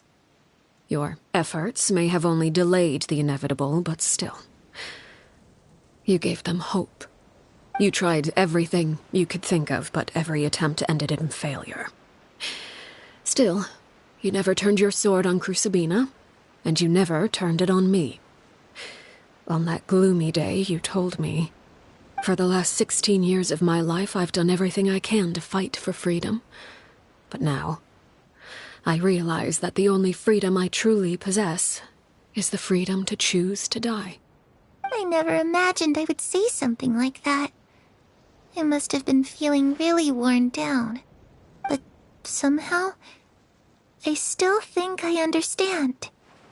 According to Mother's plan, only one of us was going to make it until the end.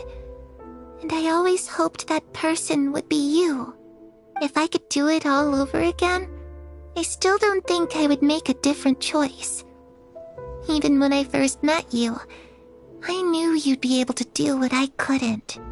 Is that so? Even now, I'm not sure I truly understand what kind of freedom you were trying to pursue. But as the head of the House of the Hearth, and as the children's father, I've tried to give them the most basic of freedoms. The freedom to choose their own fate. It's something I discussed with the Iudex of Fontaine. The children who want to leave the house will have their memories wiped clean of all secrets pertaining to the organization. In return, they will be allowed to live a normal life in Fontaine without being prosecuted for their past. Of course, I won't simply hand freedom to them on a silver platter. They have to fight for it and prove themselves worthy of it. Only freedom that is earned has true value. That's more than enough. That's exactly the kind of life I was fighting for. You know, Perry, I think you're a pretty amazing king, and a really great father, too. I'm really happy that you're the one who took over the house. I guess I do have one regret, though. I still haven't seen the outside world. Well, it just so happens that our dear guests over here have been to many nations and traveled to countless places. Perhaps they would be willing to tell you what the outside world is like. Really? Of course! We've traveled all over the place. We've got so many stories, we could probably talk your ears off for 3 days straight!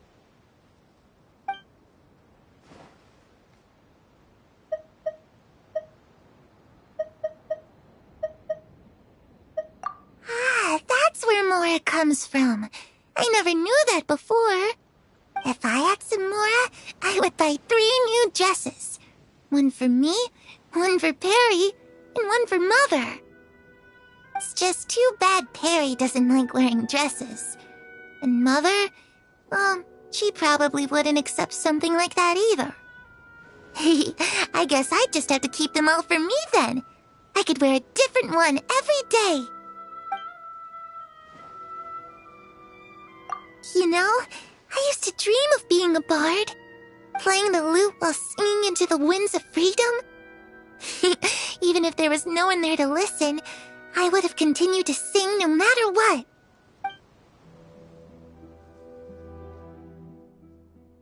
Those yokai you mentioned, what do they look like? I once saw a drawing of this one guy with horns on his head and a super scary face. Are there any yokai like that? Oh, sounds like you're talking about an Oni. Yep, we've met one, and let Paimon tell you, they're not nearly as scary as they look. I was always too afraid to skip Mother's fighting lessons. But at the academia, I bet you could do all sorts of secret things in class. Things that have nothing to do with studying. I'm just kidding. Being able to study whatever you want without having to fear for your life actually sounds pretty great.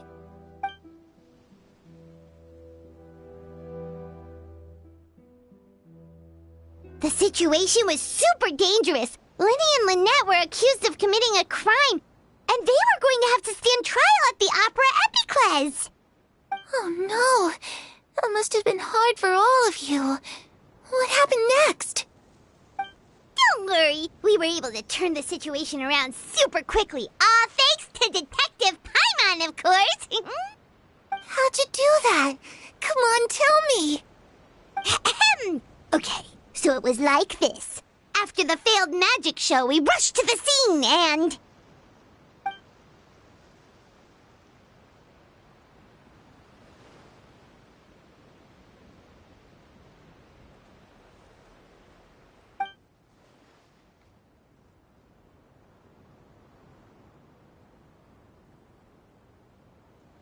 Shadows don't have the capacity to learn or grow. Any new information they encounter is quickly forgotten over time.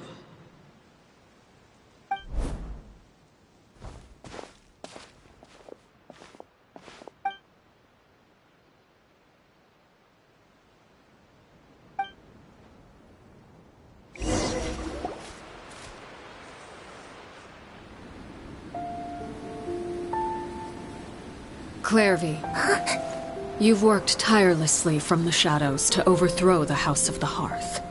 Now, by my authority as the Knave, I shall announce how this matter ends. You are hereby expelled from the House of the Hearth. You are no longer tied to this place, nor are you bound by its rules.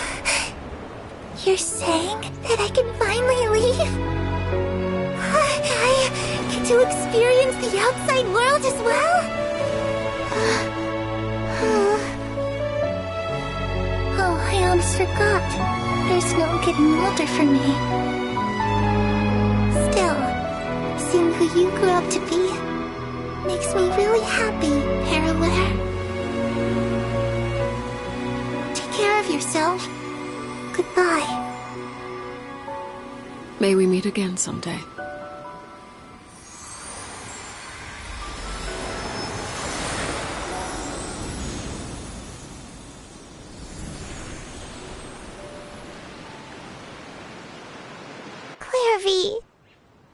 She left so soon. Paimon didn't even get to finish her story.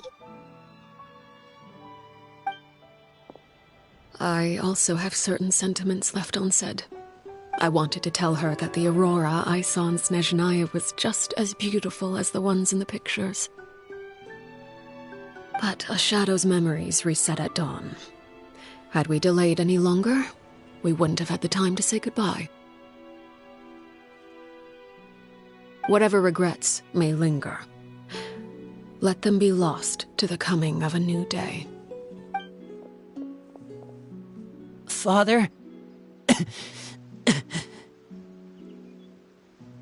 Linny! Hey, Linny!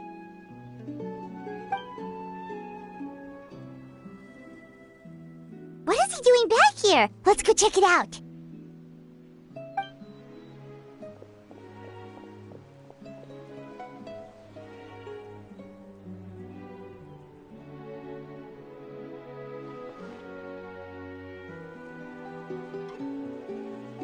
Father, the bottled flames have been administered. Filial and the others have left the house. And you? What have you decided? Thank you for giving us that choice, Father. But we never wanted to leave the house. It's the only home we've ever known. Lynette and Fremine feel the same way. They're recuperating back at the Hotel Bouffe d'été. But I decided to come back and tell you where we stood. I'm sure you're well aware of the expectations I have for you. I want you to follow in my footsteps and become the next king of the house. Yet you seem to have different ideas. I must admit, I'm rather surprised by your decision to stay. There's nothing wrong with choosing to live a quiet life. Leading this organization is a heavy responsibility, one not so easily carried by someone forced onto the throne. I just never understood what you saw in me. What made you believe I was deserving of that throne? You're brave, talented, and, most importantly, you cherish your family. You would do anything to protect them, even if it costs you your life.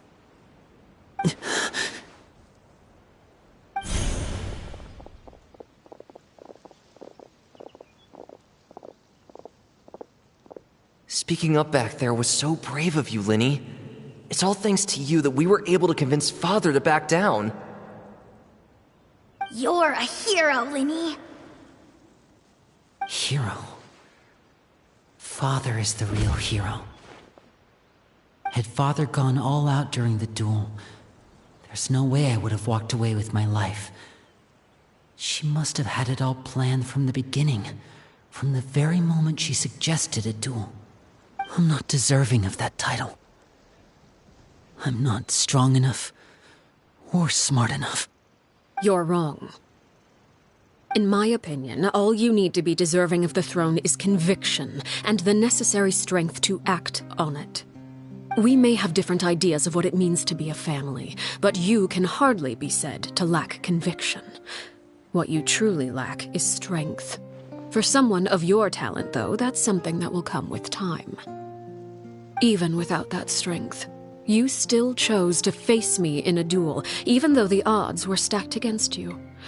That capacity to honor your convictions is what I truly see in you. Father. No one knows what the future holds, what tragedy or triumph may be in store. Being at the head of this organization requires the strength of will to face whatever comes. Caution will only hold you back. If reaching a certain standard were required to go after what you want, I would never have succeeded in killing my predecessor. Back then, there was still a considerable gap between our abilities. Strength may decide the ultimate victor, but those who let a lack of strength dictate their decisions or undermine their convictions will never be worthy of the throne. I understand, Father. Thank you. Children must grow up to surpass their parents. Only then can a family continue to flourish. The road ahead is not an easy one, so I'll ask you one last time. Are you certain you want to stay? You've done so much for me, Father, and that kindness must be repaid. Plus, with Project Stuja at hand, there are many dangers ahead, and I, for one, don't intend to back down. Protecting my family at all costs. That's my conviction. Then you're welcome to stay.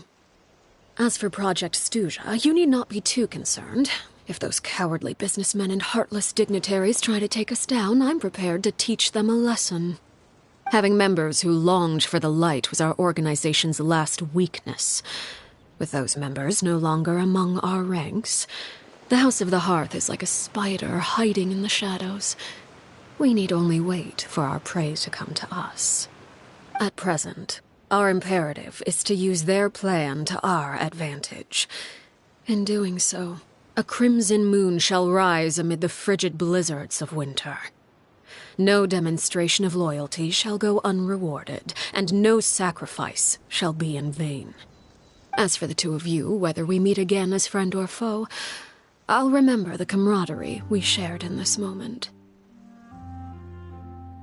No matter how arduous the journey ahead, I hope we both reach our desired destination.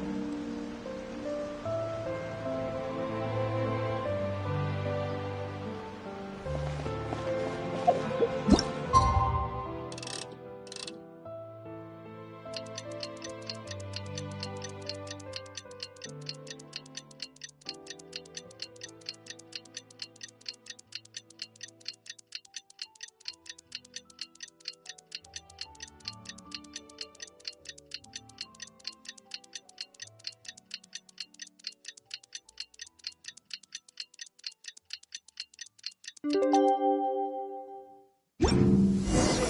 Linny say that Lynette and Fremine were recovering at the Hotel Bouffe d'été? Oh, Paimon wonders how they're doing. Maybe we should go check on them.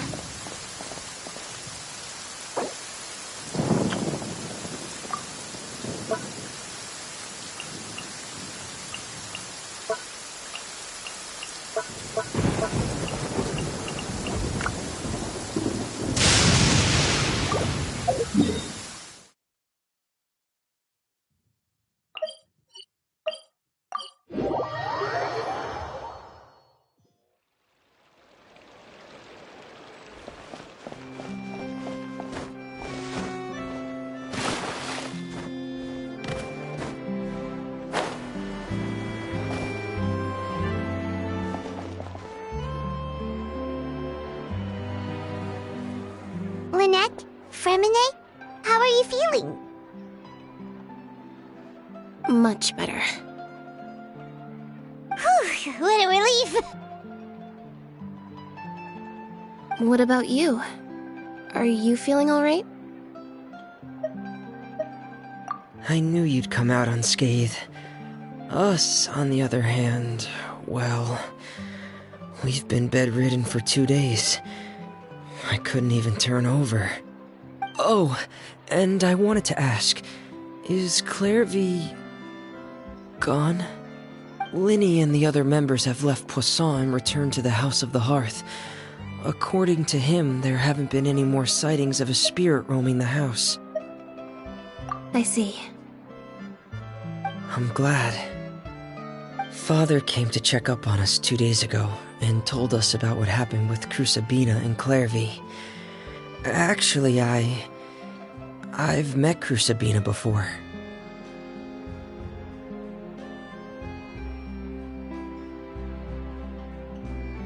Wait, what? You've met the former knave? Crusabina died a year after Clairvy. It was during the year between their deaths that I joined the House of the Hearth. Crusabina had an extremely cruel and radical way of doing things. While she was alive, the atmosphere in the house was suffocating. When I joined, though, the experiment she valued so much had already come to an end, and all the people involved, dead and injured alike, were gone. Crusabina never talked about the past with us newcomers. A couple of months after I joined, Father killed Crusabina and burned all her files.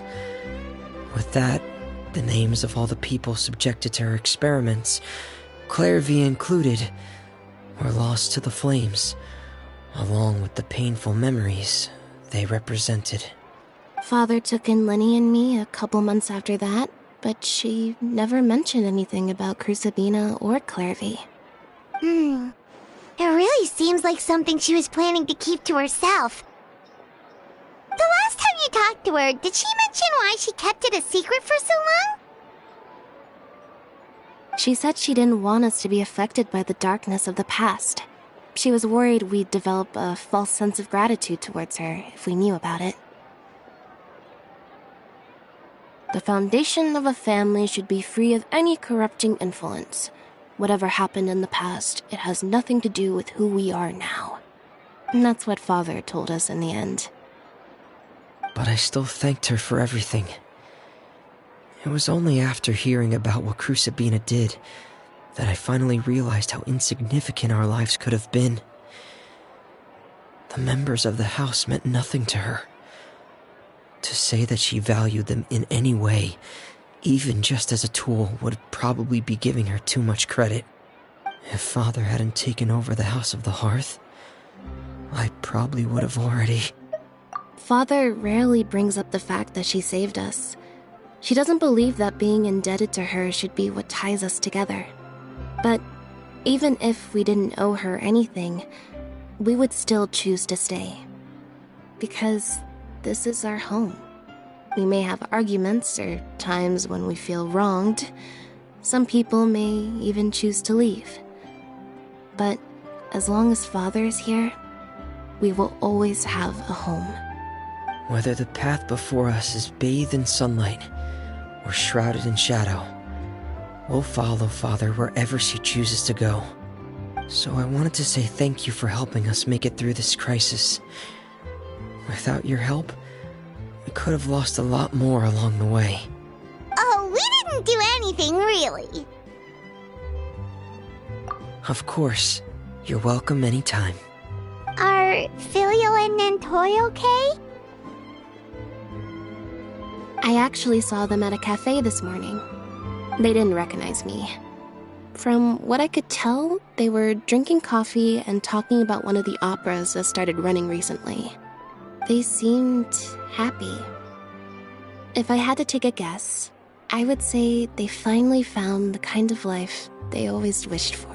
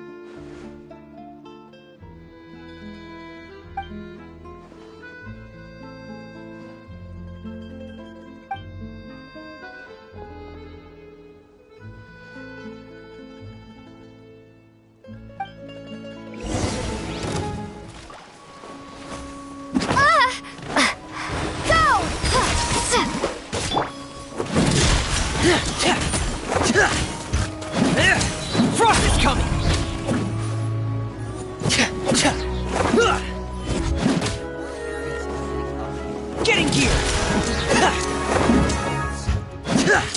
Frost is coming! Surprise! Getting gear!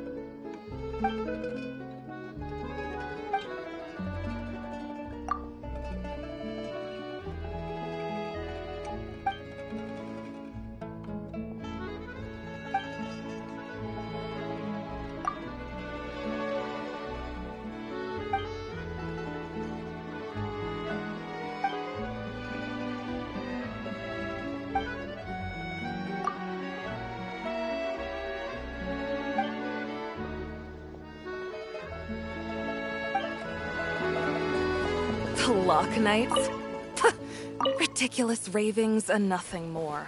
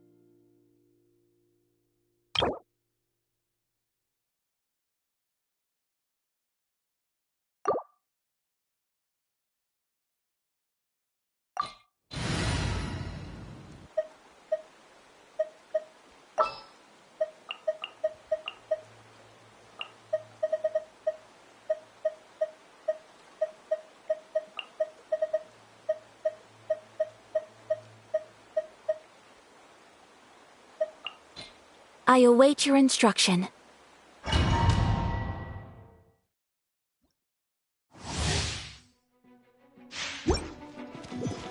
Faster? Okay, faster.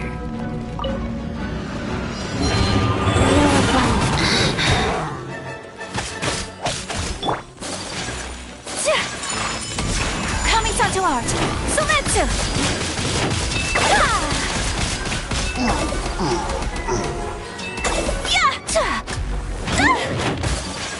My apologies!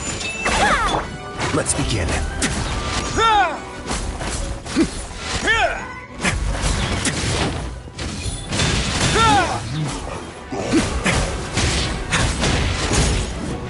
Life goes on.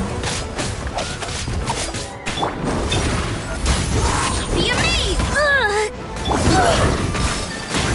Take flight! Embrace the ice! What now?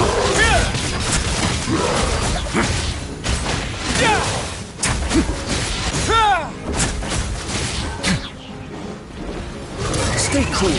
Face your guilt. Go.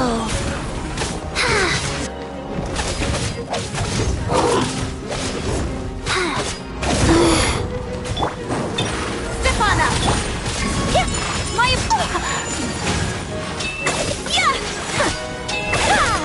A moment, please. Not bad.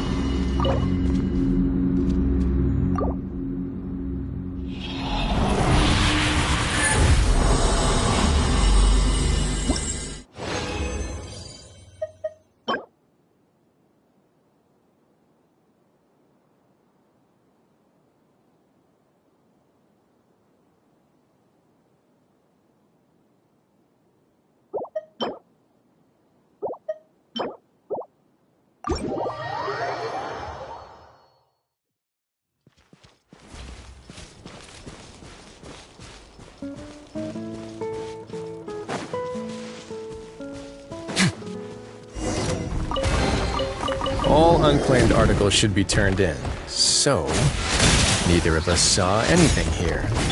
We are alive.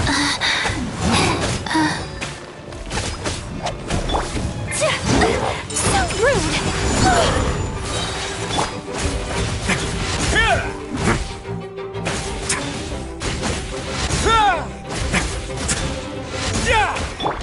Surprise! Cue the spotlight! Unthinkable! Whirling snow!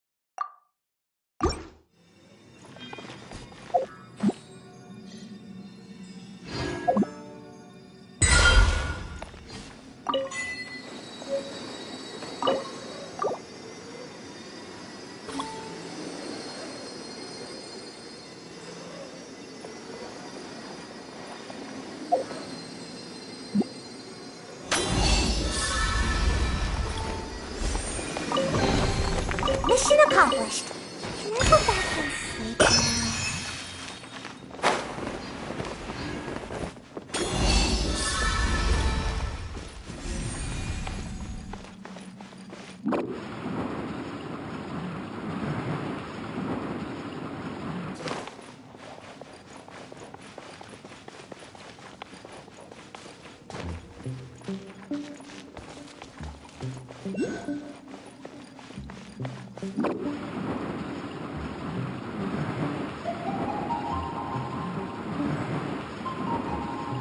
Can't catch me!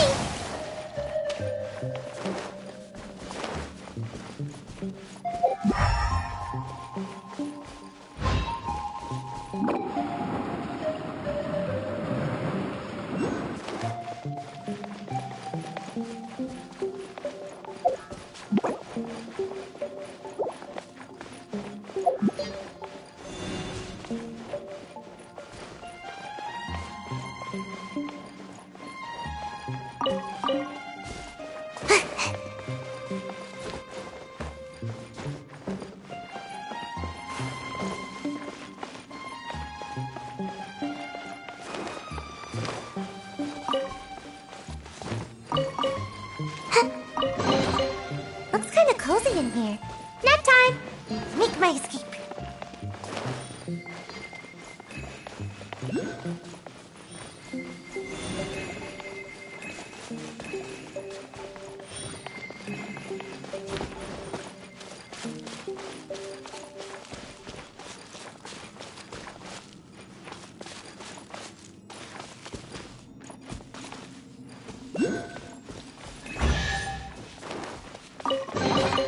Looks kinda cozy in here.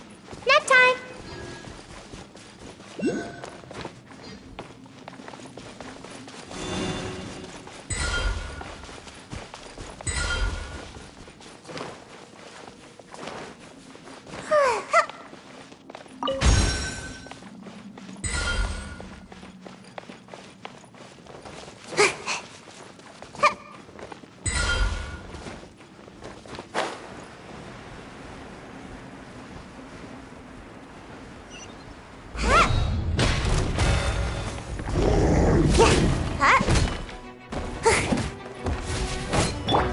those. Almost dodged that. By royal decree.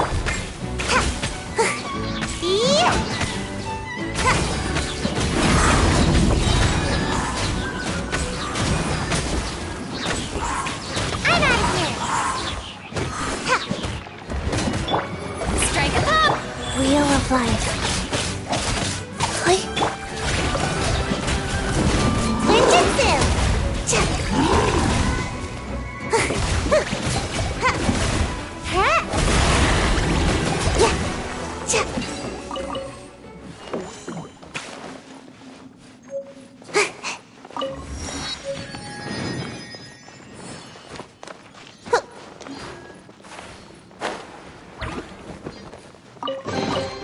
Looks kind of cozy in here.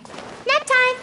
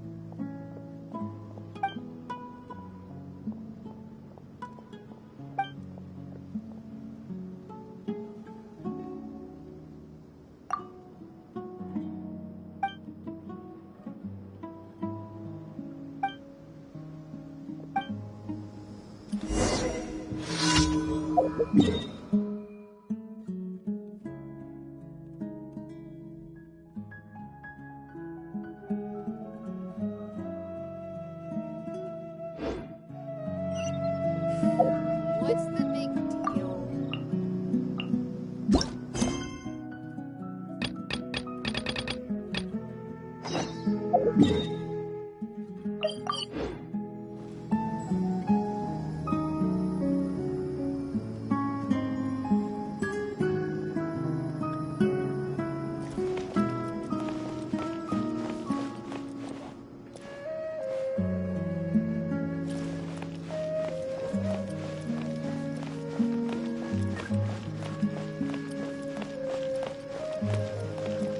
Join the Aramites and embrace a wonderful new life.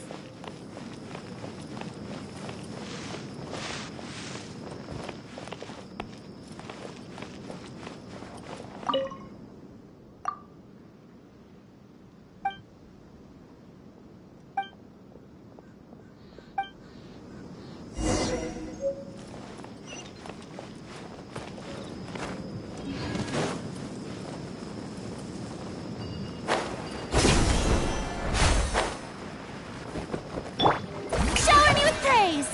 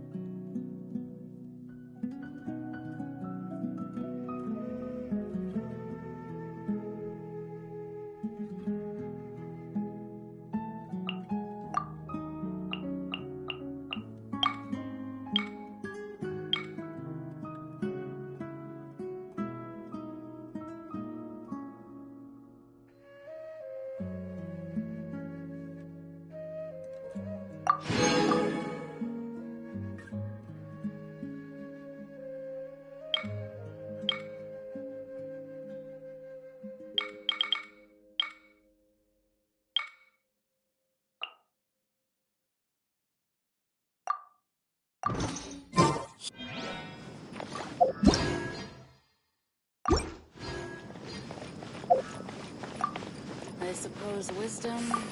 What's the big...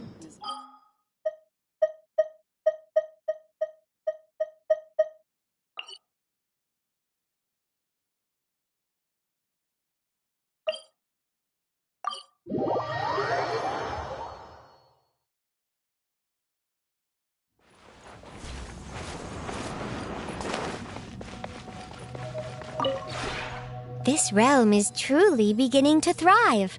I cannot help but be stirred.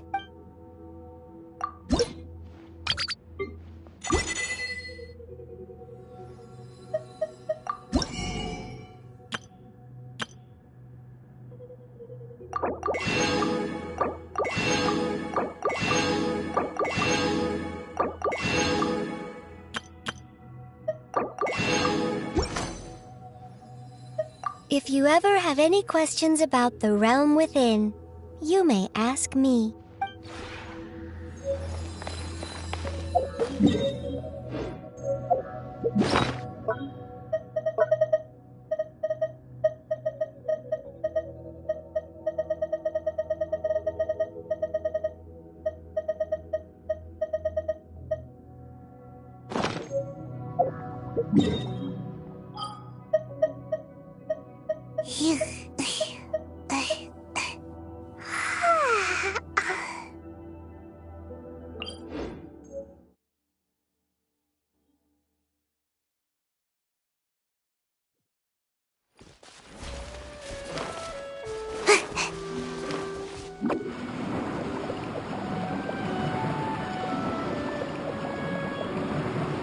And away I go! Oz, reveal thyself!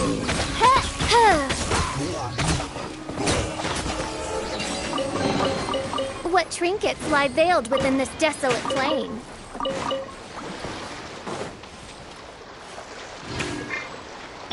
Yoo-hoo!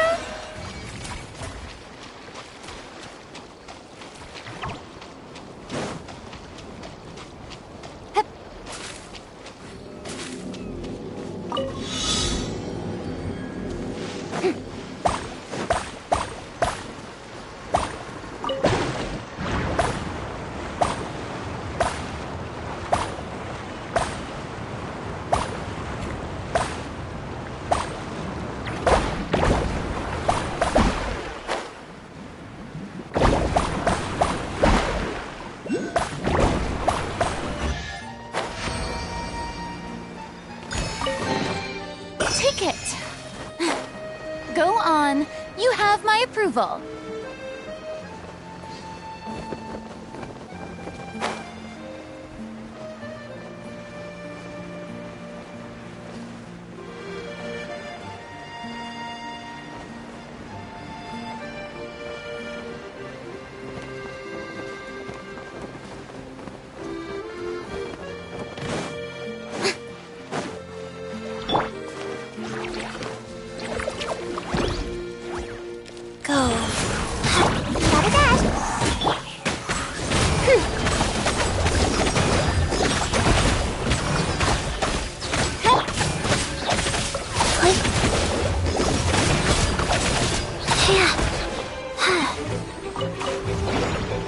Wheel of life. Midnight Phantasm. Orders given. Orders received.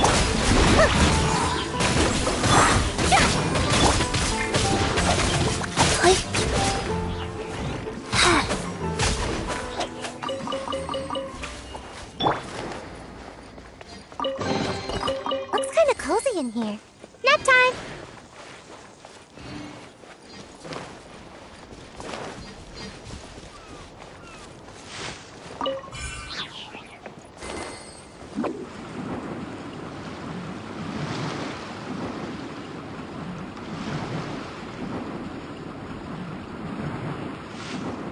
Make my escape.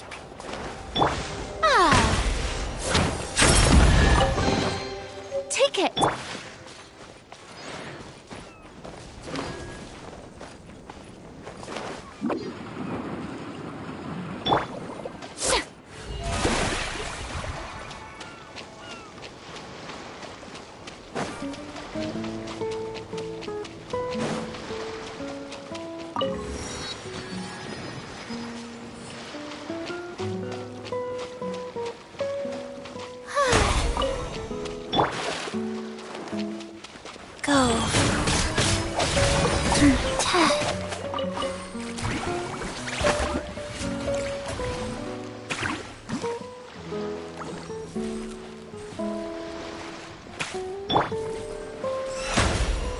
May I present?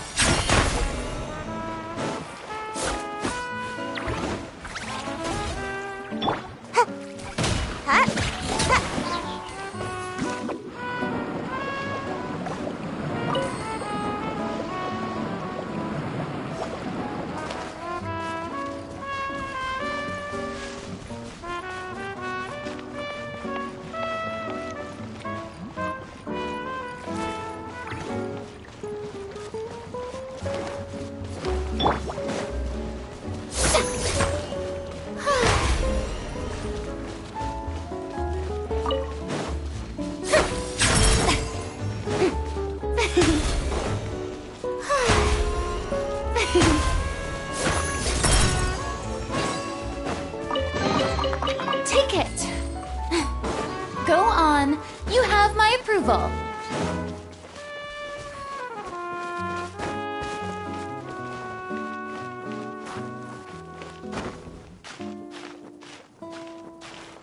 Huh? Yep.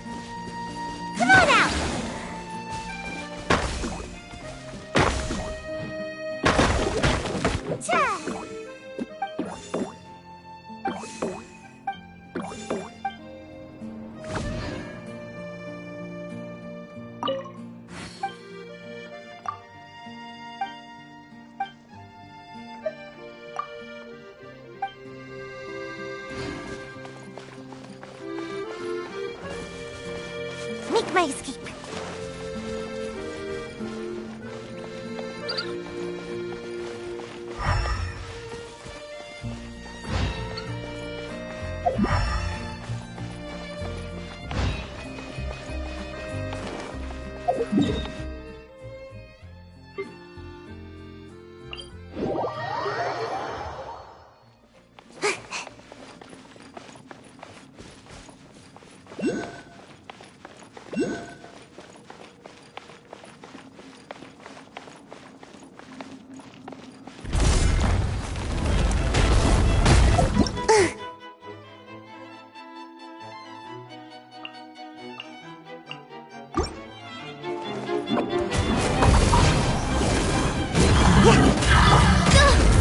By royal rise.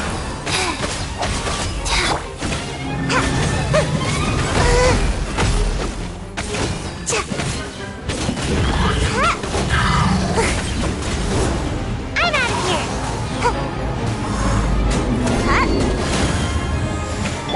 Shower me with.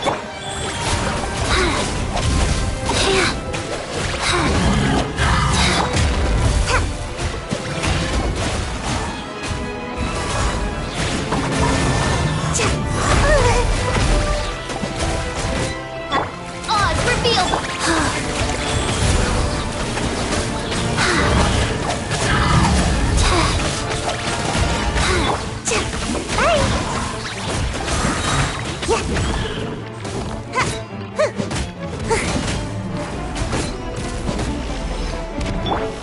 Midnight Fancy.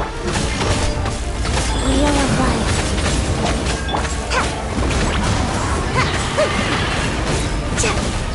Ninjutsu.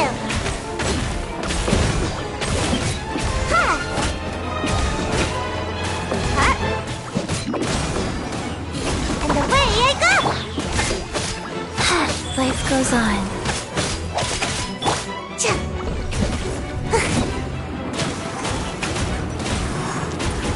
Can't catch me! By royal Wow.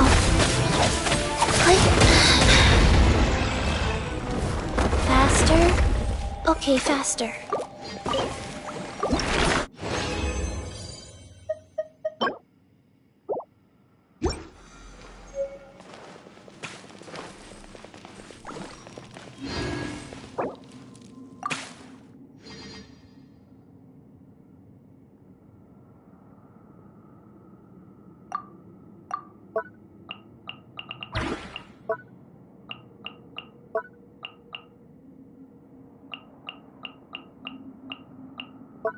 One, two, breathe.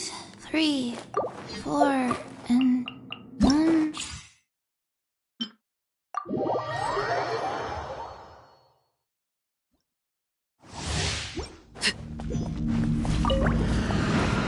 Transfixed!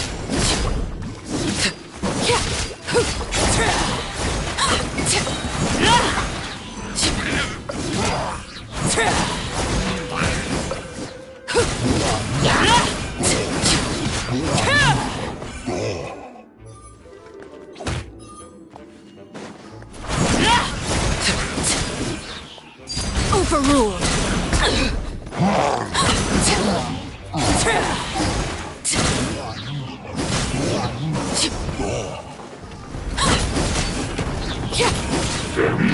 This is where you fall.